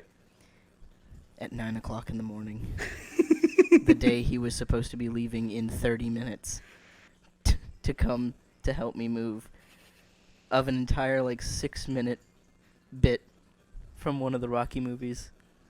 Just flashbacks and soundtrack and montage and. Yep. Randy, have you ever seen the Rocky movies? No. Okay, so the closest I've come to seeing the Rocky movies is A, what you sent me the other day, and B, the meme of when he gets up to the top of the stairs and he turns around, he goes, yeah, and he throws the 2 punches, except somebody makes it look like he punches 2 people. Just... Can you get closer to your mic? It's getting harder to hear you right now. Is this good? Anyway, not that close, you retard. Anyway, so the reason why I picked Rocky 2 is because I'm one of those people. Rocky 4 was my favorite for the longest time, but Rocky 4 is such an 80s movie. You're gonna love Rocky 4. You're gonna love it because it is unapologetic in how 80s it is. Most of the tracks are Survivor. Most of the songs in that movie are Survivor, and they're 80s pop rock songs. And the fact that it's set in the Cold War, so it's USA versus Russia, and it's just unapologetically, and I loved it so much. But I just recently watched the first. Go ahead. You could have flipped the soundtrack for that one that you sent me over Marco Polo. You could have flipped the soundtrack to Runaway by Bon Jovi, or insert 80s song here, and it still would have worked just as fine, and I'm angry about that. Yeah. And it still would have been just... For those of you that don't know, I sent him that part in Rocky 4 where Rocky and Adrian are arguing about whether or not Rocky should go to Russia to fight Ivan Drago. And Rocky gets in his car and starts thinking about his life, starts thinking about his friends and everything. And that whole sequence, people will know what I'm talking about. I sent him that, right? Not realizing you had never seen Rocky, right? Yeah. Which is, if you're going to show me the Transformers, I'll show you Rocky. But the reason why I love, so obviously the first one was a critical success because of the fact that it took it. They might be in the entertainment system already. Was it just the 4? I think it's just the 4. Because they have extra sets of pegs. Then the extra set of pegs might have been for this over here. I don't know. How many pegs do you have? 6. Then yeah, that's probably the pegs for in here. Sorry. I'm not gonna lie. I'm not gonna lie. I'm slightly annoyed, but I'll move past it. I'm sorry. It's not like, that's why I went and got a room to myself, my dude. Joke's on you, we don't have that in here. What am I gonna do? Sit on the balcony? Yeah, I know. So, please leave. Anyway, so like I was saying, Rocky, critical success, critical acclaim. Sylvester Stallone, they made that movie for pennies. He sold that movie for $5,000, I think. Not even that probably. But the reason why I like Rocky 2 is that it's the culmination of what I consider to be the main storyline of Rocky, because the first one, obviously, I don't want to give away too much spoilers, but the first one was about an opportunity. And in the second one, Rocky just goes, well, I had my shot, and, I'm just going to live my life. I'm going to marry the woman of my dreams. I'm going to have a kid. I'm going to do all these things. And then realizing he's got somebody but he's chasing him. He's sort of oblivious to what's going on. And Rocky's like, fun, I guess if I got to do it. Just Rocky 2 is just a perfect sequel. It's a perfect way to cap off a story. They honestly could have ended it at Rocky 2, but then I guess Sylvester Stallone was like, because the character he wrote was him. Like, I don't know if you know the story behind Sylvester Stallone in the Rocky movies, but like when he wrote that movie, he was like dirt poor. He had to sell his dog for money to have food. And then the dog in the movie is the dog that he ended up selling. He bought it back with the proceeds that he made from the movie. He bought the dog back. That is a baller move. That is awesome. But that movie is what I love about the Rocky franchise. It's not because I didn't realize you hadn't seen it. I'm not going to give away anything. But I will say this: what I love about the Rocky series is that he's constantly over. He's overskilled. Like he's underskilled. Like everybody, like when he fights people, they're like, yeah, Rocky's not a very good boxer, but he can take a punch and he can dish out a beating. He can take one and he can dish it out. It's not like he's Little Mac. I don't want to give away too much. But you don't understand, dude. Like basically, Rocky's entire thing is he's left-handed and he doesn't guard. He just leans with his head. He just takes punches to the head all the time, and he just waits. And when his opponent like gets tired, he goes, "All right, now I got you," bang, and he just hits him. He just hits him with a right hook and just knocks him on the ground. They can't do anything about it. Like Apollo Creed knew it was coming. He knew, like in the second fight, he's like, "I know what he's gonna do. Doesn't mean you can stop it." Like, right? It doesn't. I love that, and that final shot of, Yo Adrian, I did it, with him lifting the title and the music, and I'm getting goosebumps just thinking about it. You want to know the first time I've ever seen a picture of that exact scene? What's up? It's a Black Friday meme, and it was him holding up a Samsung TV. Yo Adrian, I did it! Dude, look. It's been memed, but you've never seen the movie. But like that soundtrack is second to none. Oh yeah, no, I just bought a Beat Saber expansion, and Eye of the Tiger was on it, and I was so happy. I love Eye of the Tiger. Yep, Eye of the Tiger is, and that song was written for Rocky 3. Mm-hmm. I knew that. So I think you would like them. I'm looking forward to the opportunity to watch those movies with you in the future. I'm waiting for the opportunity for us to sit down and Clockwork Orange Nate into watching the Halloween movies. We gotta do our Stanley Kubrick stare. Okay. That's the thumbnail, baby. Anyway, such a creepy movie. Such a creepy movie, that dude. was your number 5, correct? Yes, that was my number 5. And this is really it's gonna tie in well with your story of the Rocky Balboa stuff. Killer Clowns from Outer Space. And you may be thinking, Randy, how does I've seen that movie. I've seen that movie. Tie in with Rocky? There's a scene where Shorty, I've seen that movie. The clown's name is Shorty. Shorty walks up to I know exactly what you're talking gang, about. And the dude's like, "What are you gonna do? Knock my block off?" And Shorty punches him off, and his head just goes flying. It is absolutely amazing.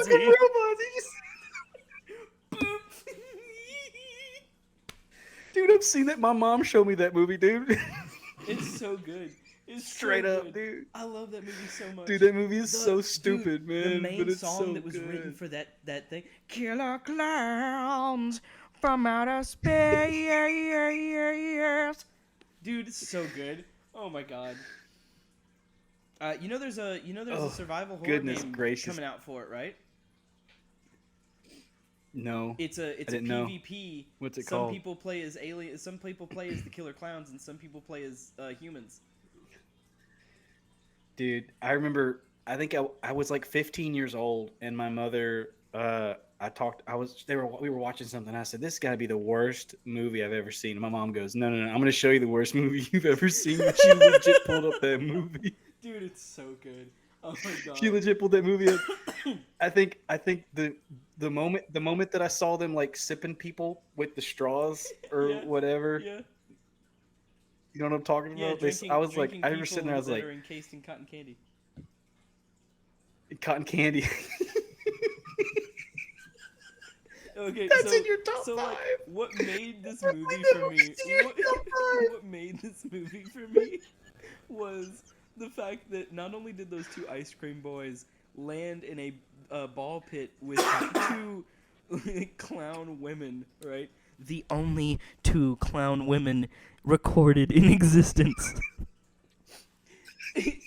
In the lore of that movie, those are the only two ever made. Just Dude, them. I'm lightheaded. But Dude, not I'm so only did they lightheaded. lay I'm so there, lightheaded. and you're like, dude, they're gonna die. They're gonna die to women clowns, and they're gonna get everything that they ever wanted. No, they drive the ice cream van through the wall to Deus Ex Machina the main characters to safety, with kiss marks and everything all over their bodies.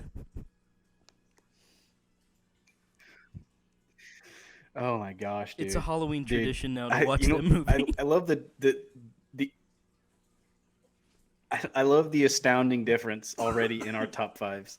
Oh, dude, it's I have I have Rocky 2 and you have Killer Clowns from Outer Space. Dude, I can barely hear you when you're sitting. Like, you need to turn your gain up or something, bro. I'll turn my gate up. How about that? Oh. Does that sound good? Yeah. If you're gonna be, Hang on. So, yeah, it sounds a whole lot better. If you're gonna be sitting that far away. He's showing me his copy of Killer that's a little, Clowns like, from Outer it's a decorative Space. little thing that came on, like, attached to the front of the DVD when I bought it from Barnes and Noble.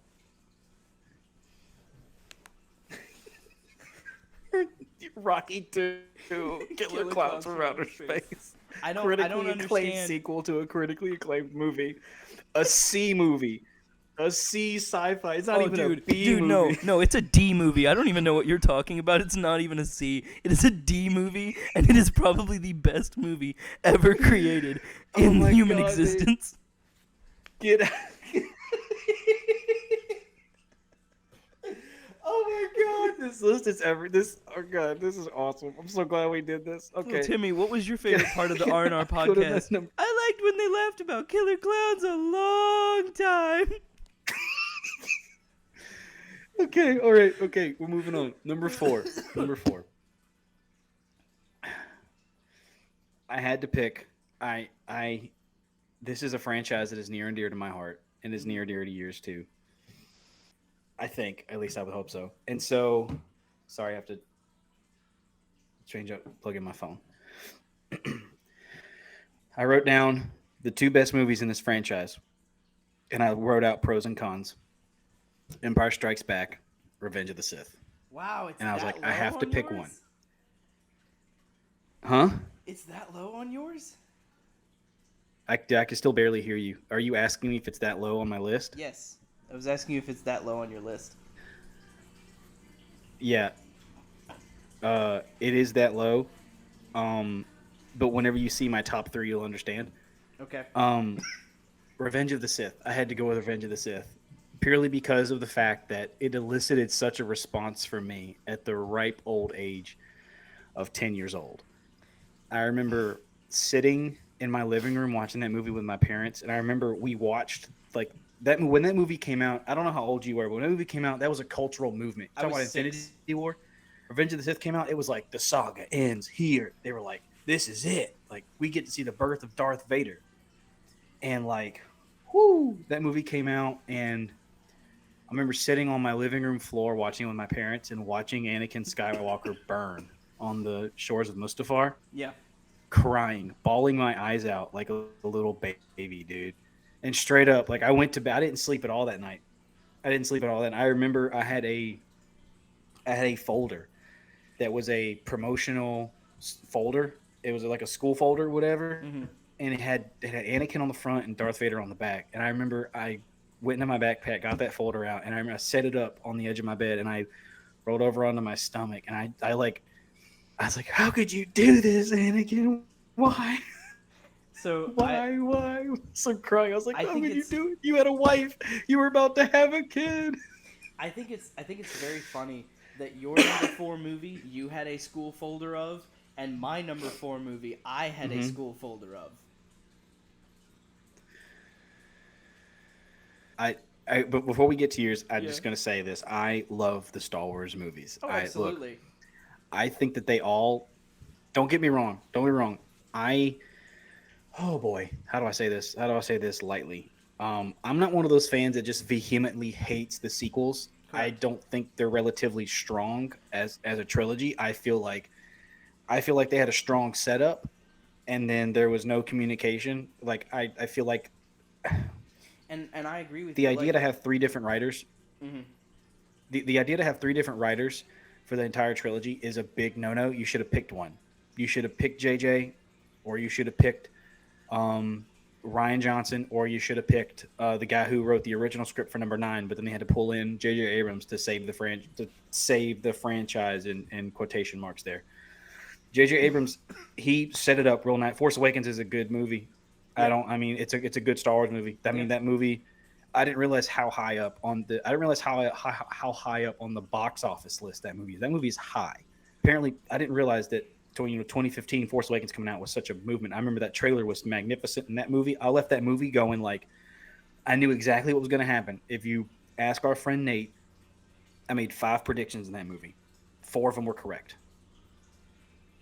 Okay. I think my predictions were Kylo Ren's actually going to be a solo. I said, I was like, oh God, what was it? Oh, I said Kylo Ren's going to be a solo. Han Solo's going to die. I was like, I think they're going to make Rey the Jedi and not Finn, even though it makes more sense for it to be Finn. Mm-hmm. And I think my other one was Luke Skywalker's going to have only 2 minutes of screen time. And I was wrong because he only had like 30 seconds of screen time, right? But like I remember predicting, because for those of you listening, I've read all of the EU Legends. I've read it all, okay? So like going into it, I was like, well, there's only one storyline. There's only 3 storylines they could have possibly did. And the one that made the most sense was to go straight to the kids and go straight into like the New Republic storyline. And they tried to. They tried No, to. they didn't. They didn't They try. changed the characters' names. They tried. Force Awakens was a good setup. Anyway, love the Star Wars movies. I understand they have their flaws, but when they're at their best, they're at their best. That's all I got to say. Yeah. So So my go ahead number with your number 4, 4, sir. My number 4 movie is Killer Clowns from Outer Space. No. It's No. Joke's on you. My it's entire not. top 5 I swear to list God, is Killer dude. Clowns. I will. My number 4 is the 2006 Transformers Michael Bay movie. You were saying that you had a folder in school of Anakin and Darth Vader. I had a folder that on one side was Optimus Prime and Yep. the other side was Megatron. And I thought that was super dope that we both shared that in common. Even though I think that the first one is the best one, Mm-hmm. I think that I can't remember which one it is. I think it's the second or the third one where Megatron. It has the best line in the entire series where Megatron goes, "What would you be without me, Prime?" That's And then he Dark of goes, the Moon. "Time to find out." Swing, dude. Look. Whenever that happened, my dad rewound the movie, and then bass boosted the movie so he could hear the swing on like the face guard coming up. Dude. That's the hardest line in the movie. That's the hard. And I think he had one arm at that point. No. I think No, he had he had Optimus 2 arms. Prime. Optimus Prime was on demon time, dude. I swear, man. The Optimus Absolutely. Prime in those movies. Optimus Prime in those movies was like Neji in the original Naruto series. He just did not care, dude. He just did Absolutely. not care. Absolutely. All right. No. So Say something stupid. I know you're about to say something stupid. Fun fact. No. This is actually just. So I got to watch this movie for the first time in theaters during its 15th year anniversary. A little bit ago. Has it been out that long? It's been out that long. Dude, shoot me. Shoot me right now. Honey, get the gun! Honey, oh, yeller me. You have 2 minutes until my wife comes in here with my gun. We watched it in theaters for the first time, and I got to share that experience with Raven. Yeah? A little. Is it her first fun- time seeing it? No, she had seen it in theaters when it came out. So unfortunately, it was only my first time in theaters, but it was still good. It was a good time. The one thing that I saw that like it messed with me, and it was really fun. Like I genuinely was so confounded with it that I didn't actually laugh about it until after we had walked out of the theater. The scene in the movie where Bumblebee is being captured, and they do that helicopter pan, and you can see him struggling on the ground. Yep. He was not in the middle of the circle. when we were watching it in theaters, Bumblebee was not on the screen.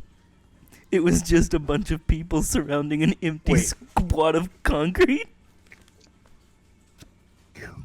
Wait. So Wait, one of what? one of the most Wait. emotional parts of this movie for me, where I genuinely cry every time I watch Bumblebee get taken away, because his whimpering and everything, it just makes it sad. Dude, you're so I pure. immediately Get stopped. outta I here. immediately stopped, like, because I could feel myself about to cry, and then as soon as it cut to the pan shot, I was like, "What?" Bumblebee was not in the screen. He was missing. Wait, what do you mean he wasn't on the Okay. screen? What do you mean? Okay, so like, Did they forget to add it in post or something? they forgot to add it in post. Oh my god! And this was no. like the What? 15th anniversary remaster for the, so it went back onto the cutting room floor and it was remastered, but Bumblebee wasn't put in this scene. So this Arguably the emotional climax of the movie. gone. Get out of town, Gone. dude. It's almost like when they re-released Endgame with all the deleted scenes, and the Hulk was like uncanny valley the entire time. It looked like polygon graphics. It looked like a PS2 character. Dude, I swear. Randy, swear. I'm so sorry, dude. I'm sorry. I was Dude, so you excited. should've- I got to watch this Dude, movie I'm in gonna- theaters for the dude, first time, and then all of a sudden, no Bumblebee for you. Dude, I'm gonna be like I'm about to make a reference. I'm about to be like Joe Burrow in that football game last night. You better send those refunds, brother. Better send those Send refunds. those refunds. Oh man, Oh my god. that is. Oh, okay. Yeah. All right. No Bumblebee for you. No Bumblebee All right, for you. top three. Yeah, go ahead. So wait, do we want to do the honorable mentions now? Before Yeah, the we'll top go ahead three, and do when do you those want to do now. them? We'll go ahead and do those now. Okay. All right.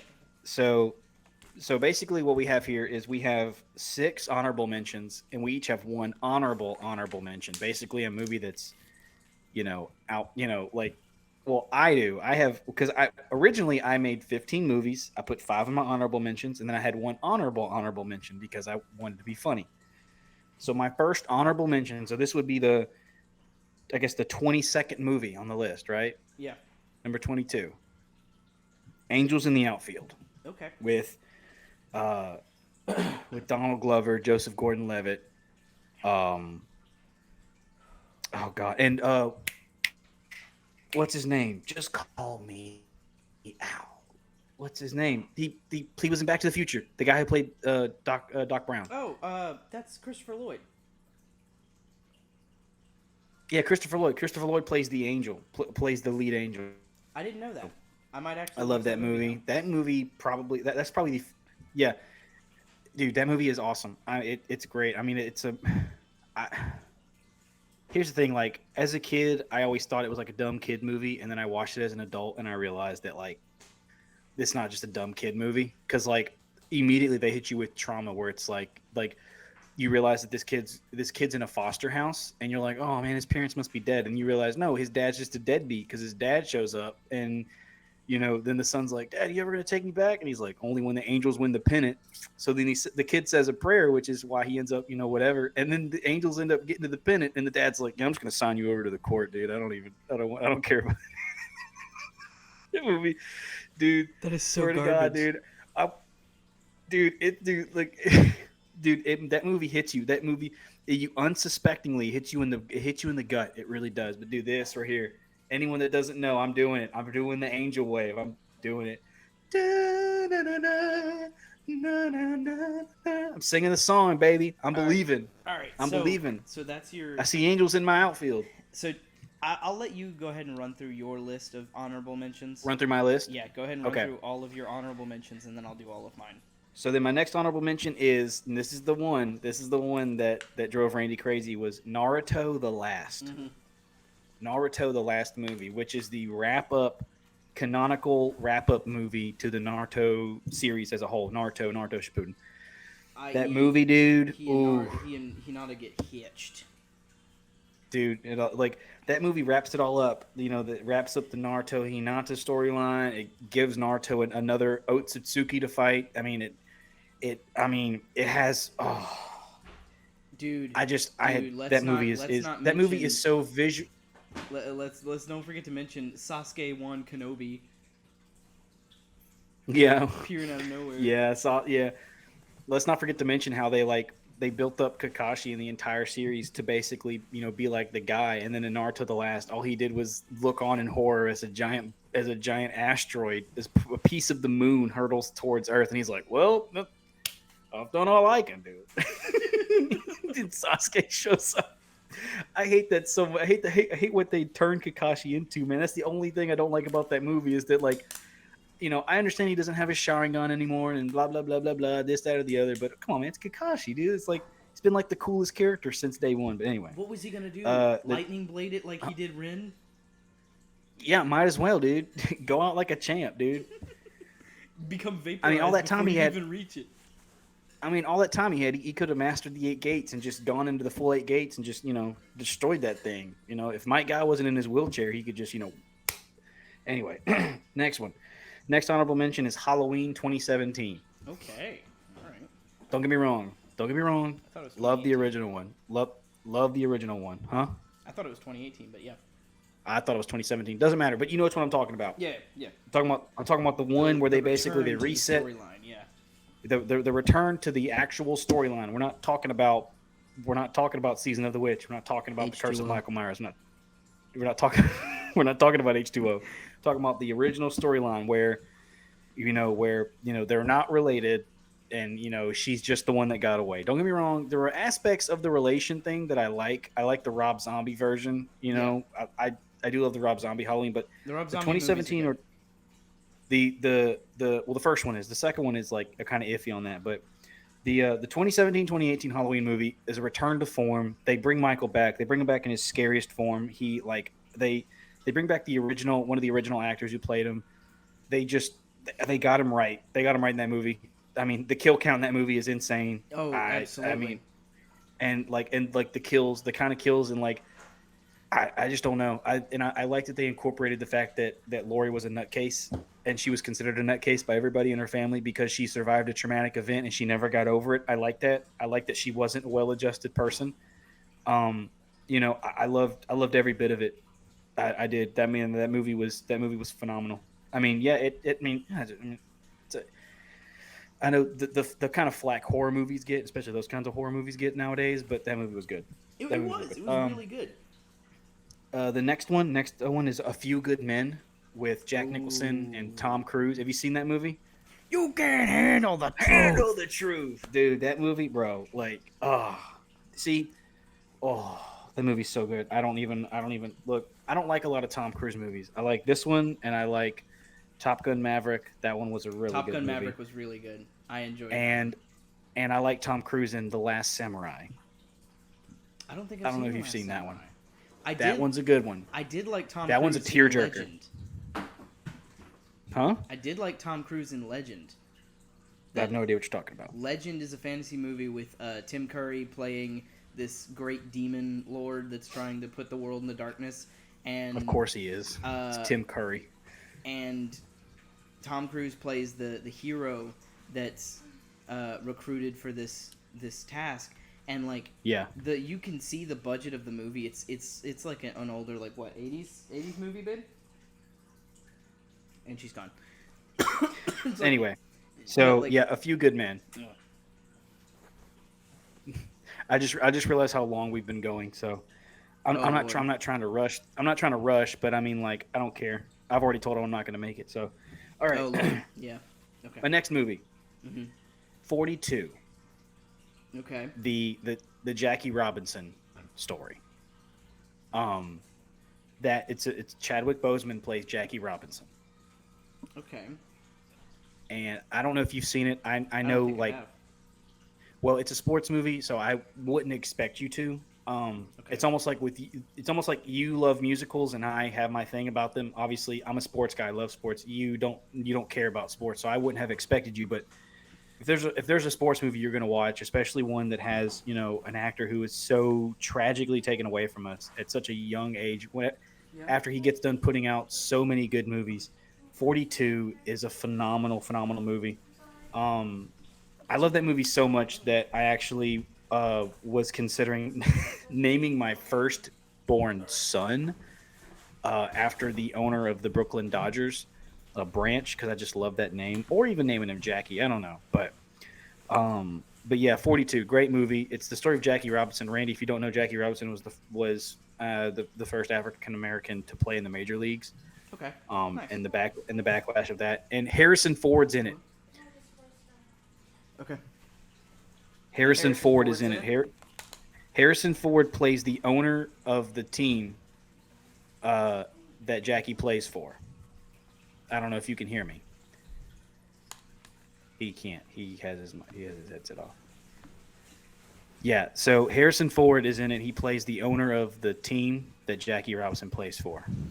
You know, it's a really good based on a true story movie that I just thought about because you mentioned Harrison Ford. What? Extraordinary Measures or something like that. It's Harrison Ford and Brendan Fraser. I know what you're talking about. Such a good movie. I just thought. I know what you're talking about. Just thought about it. So then I have two more honorable mentions. The next one is The Count of Monte Cristo. The Count of Monte Cristo. I have the unfortunate. I have to say this. Unfortunately, I didn't see this movie. Until I was older. So I wasn't able to. I wasn't able to have the nostalgia because our friend Nate introduced me to this movie, but it was later on in life, so I don't have a lot of the nostalgia that would be wrapped up in this movie normally if I had seen it at like a young age. So unfortunately, this movie has to fall in my honorable mentions. But I love that movie. Henry Cavill's in it. I didn't even realize it. Henry Cavill plays the kid that he saves, who ends up being his son, ironically. So, and then my last honorable mention is my favorite. It's a series that I loved since I was a kid. It's my favorite book in the series, and it's my favorite movie in the series, and it's Order of the Phoenix. Okay. Order of the Phoenix was a good one. So here's my thing with it. Order of the Phoenix is the first time. No, don't get me wrong. The Goblet of Fire had like that danger. I mean, all the books have danger in them, but the Order of the Phoenix is the first like pivotal moment in the entire story. Yeah, because you have like the first time. Yes, that's where Sirius dies. Yeah. And I know why you didn't want to say it because Raven's in the room with you. I'm pretty sure she hasn't seen it, right? No, she's seen it. She's the one that showed me them. Oh, okay. Anyway, but Order of the Phoenix is the first one where it's like you have your first major battle with the first major battle with the Death Eaters. You have basically the you have the development of Harry's connection to Voldemort and all like that whole thing, which leads into the Horcrux storyline and all that. You've got all these different things. I think for me, my favorite scene of Order of the Phoenix is when he has the dream about biting into the Weasley father, and they bring him down to talk to Dumbledore, and Dumbledore's pacing back and forth, telling all the portraits to go do their thing, whatever. And in the book, it talks about how Harry has this incredible, overwhelming need to bite Dumbledore, as he wants to bite him. He wants to tear into his flesh. And Daniel Radcliffe plays it so perfectly. You can see him twitching, and he just turns and he looks and he screams, "Look at me," at Dumbledore. That is my favorite moment in that entire movie because the way he delivers that line, and apparently whenever Sirius dies, that shot you see of Harry screaming and you see Lupin holding him before he chases down Bellatrix Lestrange to hit her with a freaking Cruciatus curse, one of the unforgivable curses. They actually filmed that screen, and they had fully planned to keep it in the movie, but they thought it was too disturbing. So, I mean, Order of the Phoenix, and that is, I mean, people have their thoughts about it, but that's a baller movie, and I love that book. That's my favorite book. It's also the biggest one. Yeah, it is the thickest. I read that. It took me a week and a half to read that thing. Oh Lord. So, and that is all my honorable mentions before we get to the top 3. So Okay, so my honorable mentions are The Menu, which just watched that here recently. That was a recent movie that came out. Has you cheering for the villain of this movie the entire time. Like, it's a statement on like food culture and other things, and like just culture as a whole. oh, there's- that's the one with Ray Fiennes in it, isn't yeah, it? yeah. What did you watch it on? I want to watch that. HBO What did you Max. watch it on? HBO Max. I'm watching it tonight. It's happening. It's a good movie. It has a play on like the 7 deadly sins and like all this kind of stuff. Like it is a genuinely good movie, and like it kept me and Raven guessing the entire movie. Like we were like, oh, we think this is gonna happen. I have subverted expectations. I've heard nothing. I've heard nothing but good things about that movie, and I keep seeing it on TikTok. I keep seeing that movie on freaking TikTok, and I'm just like, good. I might as well watch it. My next one is The Last Night in Soho, which has the same actress in it that's in that movie. The twist in that movie was really good. Like that, Raven walked out of it because this was back when I worked at the theater. Raven walked out of that movie and went, "I want the poster." My next one is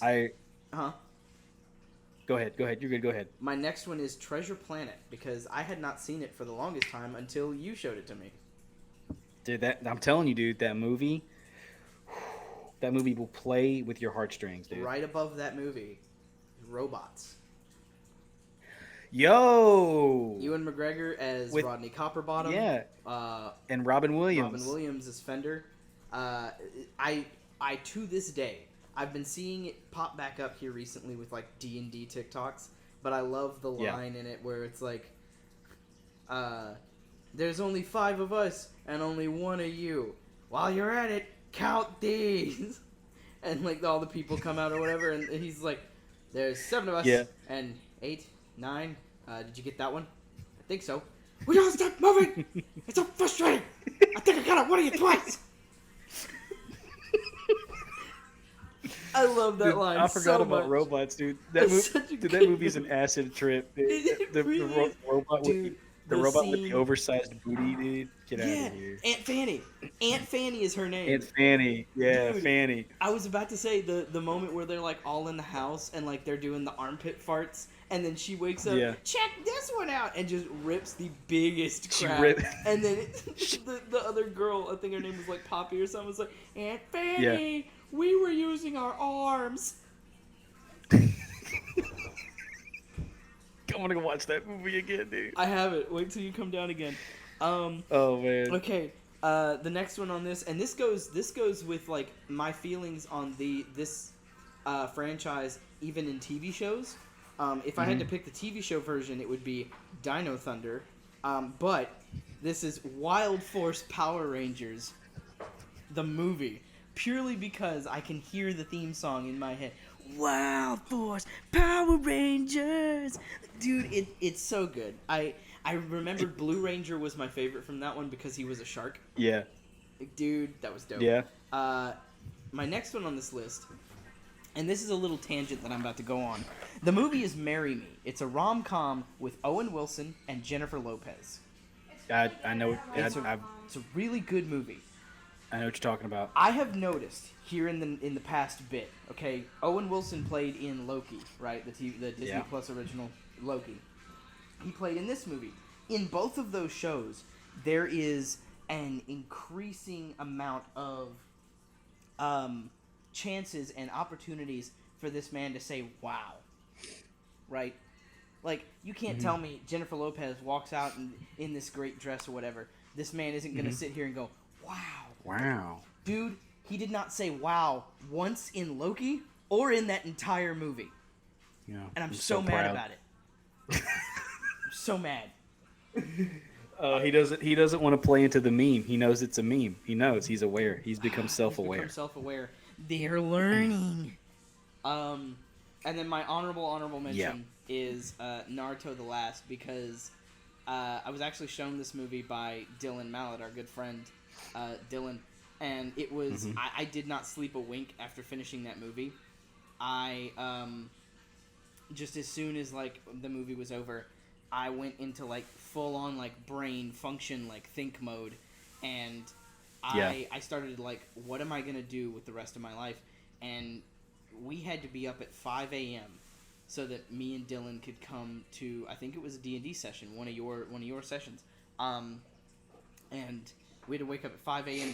to make the drive out there for 8, and at 5 o'clock in the morning, I walked to the driver's side of my car, and we're standing in front of the hood of my car, and I looked at him and I said, I want you to be the best man at my wedding, should that day ever arise. And he went, what? And I was like, he was like, do you want to like reconsider? Like maybe there's somebody else. Like, dude, nobody else for that role, just you. So Dylan, if you're listening to this, love you, buddy. Thank you. Randy is the epitome of an emotional creature. Okay, I am. He operates strictly off of emotion and cheese. Pure emotion and cheese. I'm a rat. Little 5'8" little piece of crap boy, 5'8" little mousy boy that lives in the walls, crawls around for cheese. Is that all your honorable mentions? That is all my honorable mentions. So we're getting into top 3 territory Getting now. in top 3. Here it is, baby. You want to go first or me? Number 3. I'm going first. Okay. We're gonna keep up the same thing. Okay. Same thing. Number 3. Okay. Return of the King. Okay. I'm glad Dude. that our top 3s have a return of the blank in it. I think I know what yours is. Yeah. I think I know what yours is. Yeah. Yeah. So Return of the King. I'm still a little upset at you about the whole watching the I Lord of know. the Rings franchise. I know. And So I will. For those of you that don't rewatch know, them. I will rewatch them. So for those of you that don't know, Randy had never seen them, and so we went ahead and we wanted to show them to him. But Randy was too interested in this girl he was talking to, and he was texting her the whole time. I was. And then still at the watching, end- I was still watching the movie. No, you weren't. Randy, I watched you 95% of the time. Okay, no, but like, you can watch a movie and not have your eyeballs on it. No, that's Randy. That is the whole no. Okay, you and Nate piss me off with this because you guys will sit there and you'll pull out your phones, and you're not watching the movie. Yeah, I mean, you're picking up on what's happening, but you're not watching. You're not picking up. I'm one of those people Not that at is the my moment, pet but I know peeve. that stuff We're that I've sitting been there through, watching and that's something. stuff for you. If somebody picks up my wife does it all the time, and it drives me insane. We're watching something, she'll tell me, hey, let's watch this, and I'll turn it on, and she'll pick up her phone and start doing stuff. I know she's doing business stuff because she runs her own, she has clients, and I understand that, but it still irks at me. Yeah. It irked at me because I watched you. I wasn't watching the movie. I was watching you because I wanted to see your reactions, and I got nothing because all I saw was you like on your phone like giggling. And then at the end, we finished all 3 movies, and then Nate goes, so what'd you think, Randy? And you went, oh, it's all right. And that's how I knew you didn't watch the movies, because you're the kind of person, you would freaking love those movies. Well, like, okay, so, and that's like, because I know what happened, right? And I know, like, I think, and this is just my personal opinion of it, and I told this to Bradley, and he said that is a possibility, because Bradley had the same reaction as you whenever I told him my opinion on those movies. And then I told him, like, yeah, I did. I watched them. Like, I know what happens, and I witnessed the movies, and they're good movies. I'm not going to sit there and say they're not great movies. They are fantastic movies. I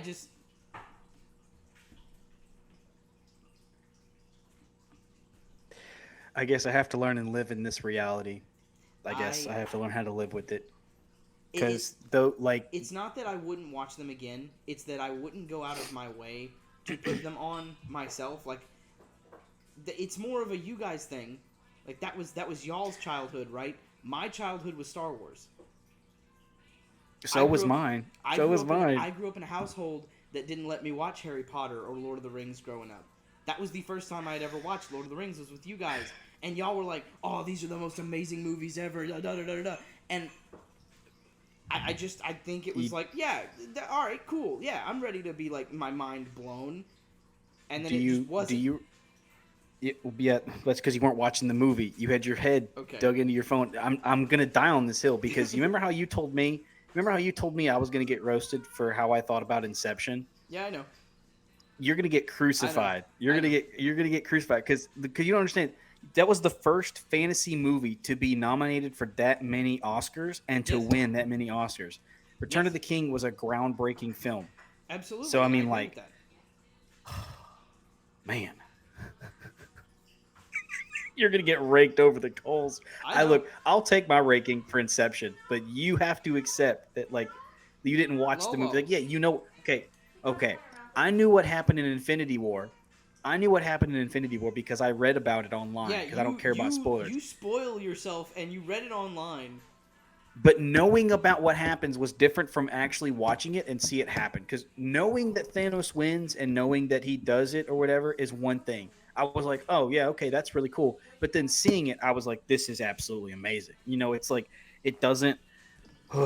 Anyway, we're going to get past. You go to your number 3 because I'm just going to get pissed off if we keep talking about this. Gordon left us the Hobbit movies as a housewarming gift, so we'll be watching those as well. Well, the Hobbit movies aren't as good as the Lord of the Rings trilogy, but Okay, it's well, okay. all right. Because I showed Carly the Lord of the Rings trilogy, and she goes, I show you. If you show me Lord of the Rings, I'll show you the Hobbit. I showed her Lord of the Rings. We got halfway through the second Hobbit movie, and then we both went, these aren't as good. And she likes the Hobbit movies too. She's like, well, this really just isn't as good as the other 3. And she's just like, No, I feel bad. uh, Go ahead. my number 3 is Alien with Sigourney Weaver. Hey, Yep. I totally forgot about that. I totally The forgot about those original movies. Alien. Oh, so good.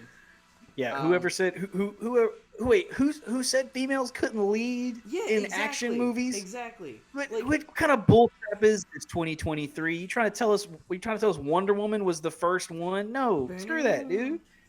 Yeah, dude. Call Funny enough- call Sigourney Weaver. Good God, man. Funny enough, That pissed me off.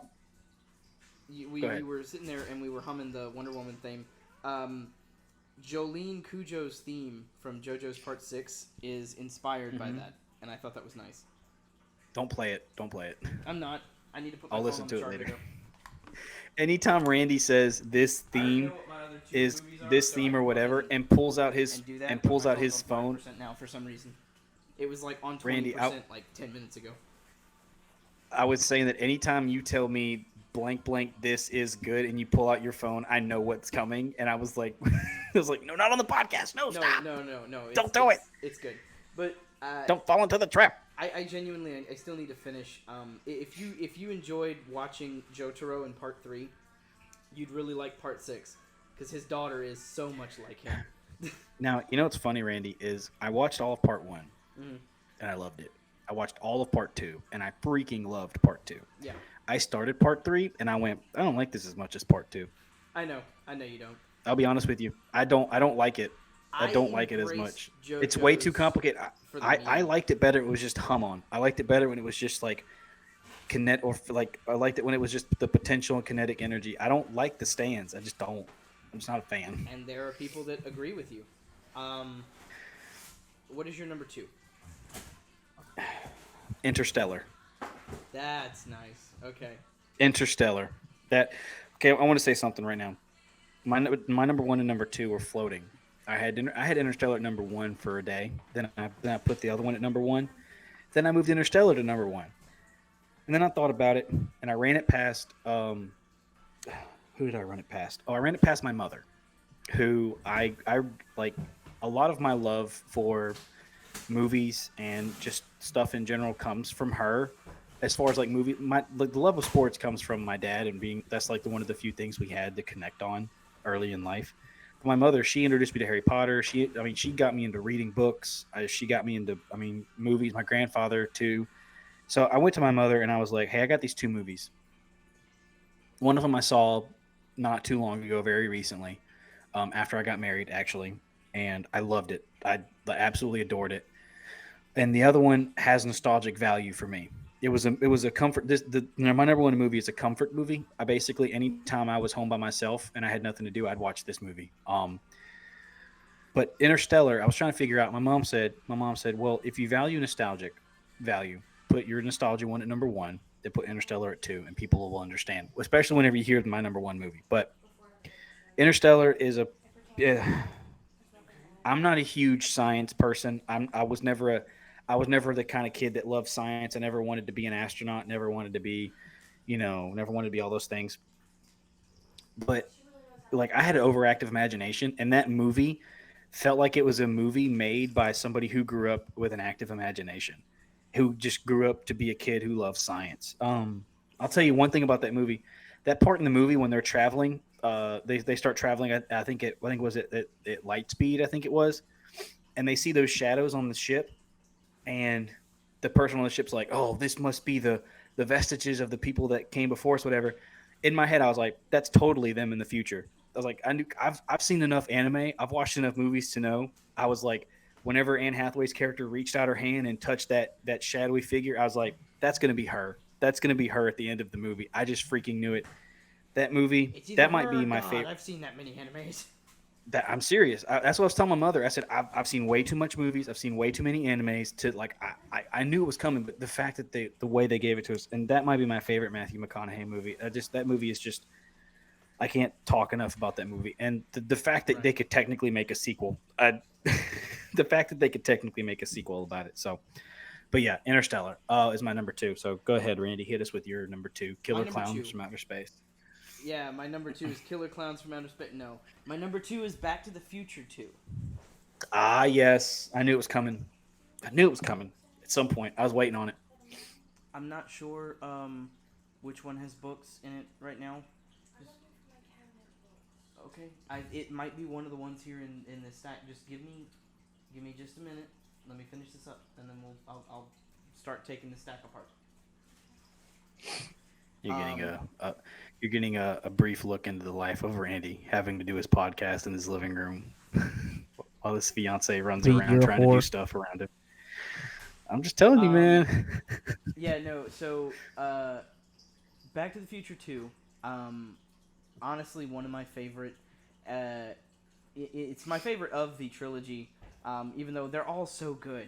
One's a classic. I mean, it was entered into the National Film Registry Hall of Fame, like stuff. Like it's on Congress's like list of like top 100 movies that like you have to see, right? Yeah. Yeah. 3 is just so good, and like the ending is just like it's that destiny is whatever you make it, and like the whole deal with Marty losing his job in the future and then not losing his job, like it was so beautiful. And then with 2, it comes with a lot of they actually predicted Star Wars 9 being run by Disney. They predicted The Chicago Cubs winning the World Series. they predicted that as well. And there's a bit that a lot of people like to theorize, right? So people like to say like, oh, well, why in our version of 2015 didn't we get hoverboards? This is the active theory that I myself and a bunch of other people think about these movies. When Marty goes back to the past in the first movie, and he breaks off that kid's scooter and turns it into a skateboard, he advanced the technology of skateboards and scooters ever so slightly. And then it snowballed into a point where 2015 had hoverboards and hover scooters. Get out of town with that. Are you serious? Yeah, it's a thought. It's because it's the butterfly effect, right? It's the butterfly effect. You do one thing where it's and like, it has these consequences, or if you do this thing, it does another different path entirely. Whereas if Marty would not have angered Biff and wouldn't have had to have that whole chase scene, hoverboards probably wouldn't have existed in that version of 2015. The butterfly effect, where if you sit on top of the Hoover Dam and fart, someone somewhere dies in a tsunami.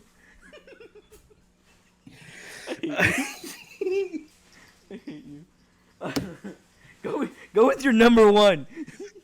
Tragedy. Delicious. We're gonna have no people listening to this. We're just dust in the wind at this point.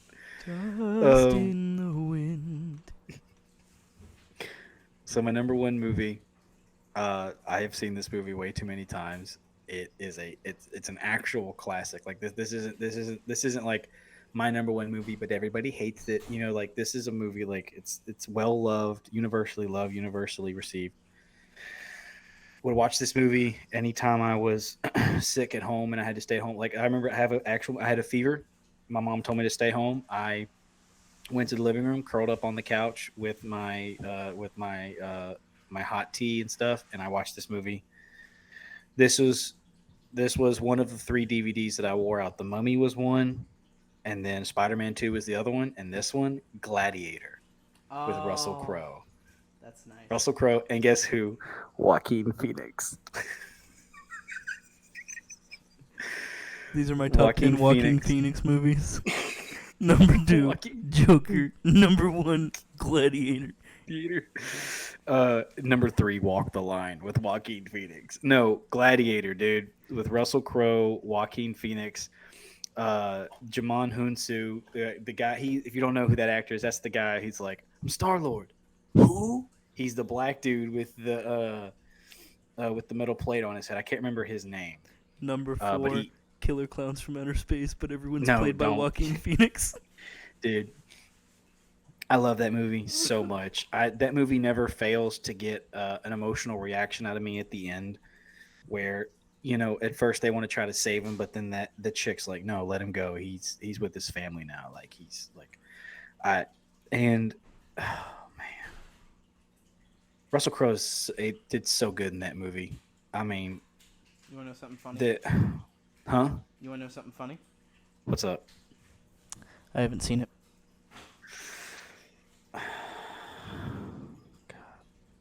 I just want to choke you right now. Too bad. I cannot believe, dude, that movie. Oh my gosh, dude. Like I can't explain. And the fact that it's actually technically based off a true story, right? Mm-hmm. Not necessarily the Russell Crowe character, but the character Joaquin Phoenix plays, Commodus, is an actual Roman emperor who did the crap that he actually did in the movie. The stuff he does in the movie is what he did in real life, and how he died in the movie is actually how he died in real life. I'm not going to spoil it.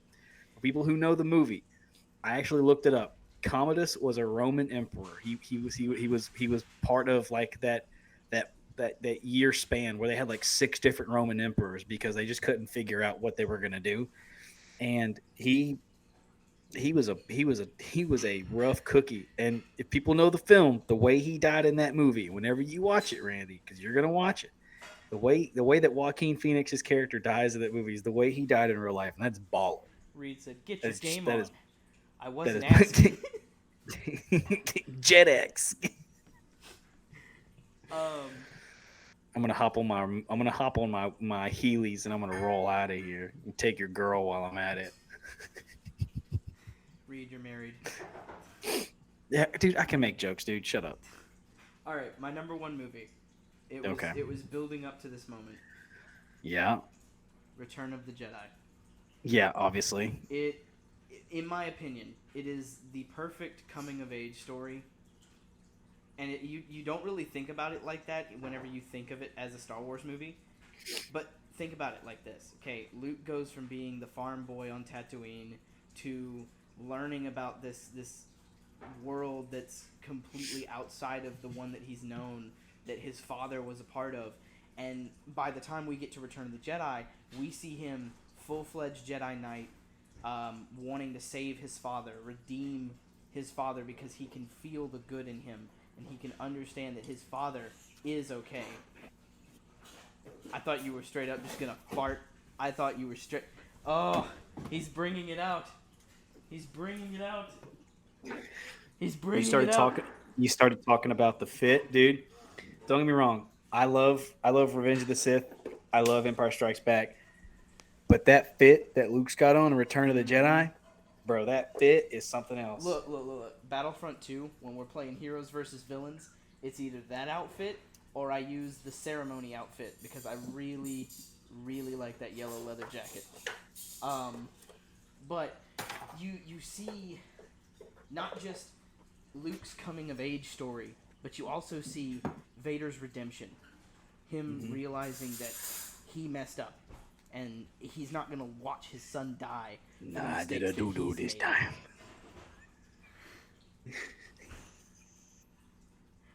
what is it? Was it Master Splinter quote from Teenage Mutant Ninja Turtles 2? Oh my god, dude, how do I get this thing off? I did a funny. But not funny, haha. Funny weird. Funny weird. That's another movie that I just thought about, like, that was an integral part of my childhood, those 90s Oh my TMNT god, movies. I'm trying to.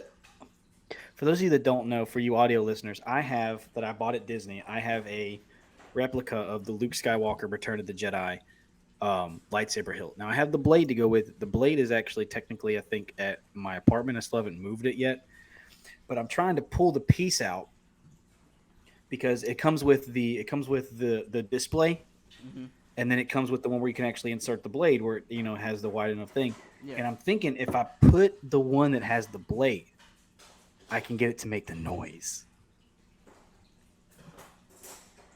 And I'm trying to pull this thing out, and it just won't come out. Well, while you do that, I'm going to step for a second. I got it. because- I got it. Hold on, Randy. Real quick. I can edit this out. It's fine. This is the part of the podcast we have no plans. Let's see if we can do it, ladies and gentlemen. I'm screwing it on. Oh, it doesn't make it. I guess you have to have the blade plugged in. Well, dang. That's upsetty spaghetti. Maybe on the next podcast, on the next podcast that we record, I'm going to have all my stuff into my house because we're supposed to be fully moved out of the apartment by like next Wednesday. So I should have it by the time we record a podcast, which would be not next Saturday, but the Saturday after next. Yeah. So while Randy's away, I have started streaming on Twitch. I've only done one recording at this point at the time of recording this, but by the time you hear it, probably we'll have a couple of things logged on there. I'm starting a playthrough of Spider-Man PS4 on my PS4, and then starting here in the next day or so, I'm going to be doing a playthrough of one of my favorite series of all time, Dragon Age. I'll be doing a playthrough of Dragon Age on my Xbox. That's part of the reason why I have a new mic, because I didn't have a way to record audio, and the way that I did have to record audio was terrible. So, yeah. Did you get the thing? Well, Randy, I've just been telling people about my streaming. Oh, the streaming schedule.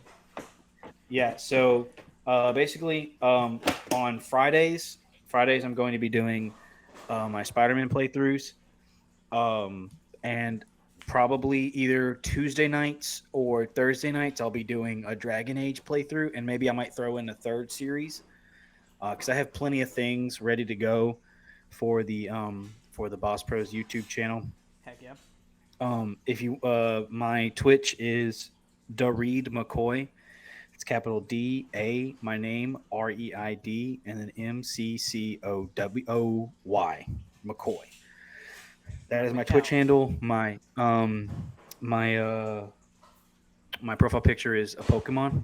It's Totodile. I may change it. So it's something a little more, I don't know, a little more personal, I guess. I could send you that picture that Micah made that had like the little head yours. Yeah. For those of you who watch the video, you're gonna get a special treat. So, yeah, our friend of ours, Micah LeClaire. Mike, if you're listening, you're thebomb.com. Dude. Micah made an intro for us. We have an audio file and a video file. The audio listeners will get to hear it, but yeah, you got to see the video to see this thing. It's Micah is not to get too sentimental, but Micah is a straight up like blessing. It is a blessing to know that guy. Absolutely. And phenomenal human being. I'd love to get him on the show one time and just pick his brain a little bit. Yeah, dude, Micah's awesome. He's a young kid. He runs his own basically business / ministry, Puppet Pulpit Ministries. Yep. Check him out on Facebook. He goes to churches and he performs. He's a ventriloquist, and he's a really good one. I got it. I think the first time I ever met this guy was at Salt, that summer camp thing. The summer youth camp thing you and I did, and I was over the dorm that year, and I remember waking up early in the morning, and I heard "It's Not Easy Being Green" coming from the front of the dorm, and I looked up, and Micah was sitting on the edge of his bed with this Kermit the Frog puppet singing that song. And from that moment on, he has just continued to just impress me with just his talent and then just him as a person. So I look the fact that he went out of his way to listen to all of our podcasts and go, "Hey, you guys want a cool intro? Let me just make this absolute masterpiece in 20 minutes and send it to you." Yeah. Like, oh, dude. Because I remember you texted me while I was at work. You said, "Hey, Micah wants to make an intro. Cool, let's do it." And then like an hour later, you were like, "Okay, I need you to pick one of these songs that you like." And I picked a song, and then 20 minutes later, you were like, Look at this absolute fire Micah just sent "Me." And then I just sat there and I watched it. You can ask my wife. You sent it to me, and I watched it 3 times, just standing in the middle. I was just like, we were supposed. I think, what were we doing? What were we doing? I can't remember what we were doing. Oh, I know what we're doing. We were in here. We were in the house. My father-in-law was here helping us unpack stuff, and I was supposed to be helping. You sent me that video, and I did nothing for 10 minutes. I just sat there watching that video with the goofiest smile on my face. Dude, I got that video and I watched it like 2 times the night that I got it, and then I showed it to Gabe like 3 times the night that he got here before Saturday. Dude. Today at work, I got bored. I pulled out my old I pulled out my old phone, sent it to my new phone, and then watched it on my new phone while I was at work. Dude, I'm ready for the video. I hope they get of to this see come it. out. Oh yeah. This might be our longest episode yet. Absolutely. I don't even know how long we've been going, but I know that it's Me neither. It's It's 6:57. We started. What time we did had we start? a bunch of technical difficulties at first, so Yes. I don't Well, wanna we say also started. Well, we started. Technically, I think we started after 5 or around 4:40 something. I don't know. But It doesn't matter. that'll wrap it up for our top 21, 27 movie. Top 22. Top 23 we like to movies go- starring Joaquin Phoenix. Number 1, Killer Clowns from Outer Space. Number 2, Killer Clowns from Outer Space. Number 2. Number 3, the guy who killed Hitler and Bigfoot. Number 4, Killer Clowns from Outer Space. God, I'm gonna be sick. Oh man, Dude, don't. it's dude, I'm Don't gonna do go it. back and I'm gonna be listening to you just laughing at how much I genuinely loved Killer Clowns from Outer Space. No, Get outta here, you were dude. dying. Get outta Thank you here. guys so much for watching and listening, for our audio listeners. Like Reed said, we've got some content coming your way here in the near future, so we're gonna try and keep that rolling just as consistently as we can. Apologize in advance. Hopefully, my internet will get fixed at some point in the near future, and then I can hopefully do some stuff as well. And that would be very nice, now wouldn't it? Yeah, it would. I'm So looking check at us you, out on Pops. YouTube. YouTube channel is Boss Pros. It's BOSSPROS. Boss Pros. He's the boss. I'm the pro. Check us out on Twitch. His name, I believe, is the same. Yeah, Boss I think Pros. it's B055PR0, and Yeah, he had to be elite speak, and mine is Dareed McCoy. Like I said, capital DAREIDMCCOY. I also have a YouTube channel. I have only uploaded like 1 clip, and it's me playing Assassin's Creed Odyssey, Spartan That's kicking a right. dude off of a balcony. That's right.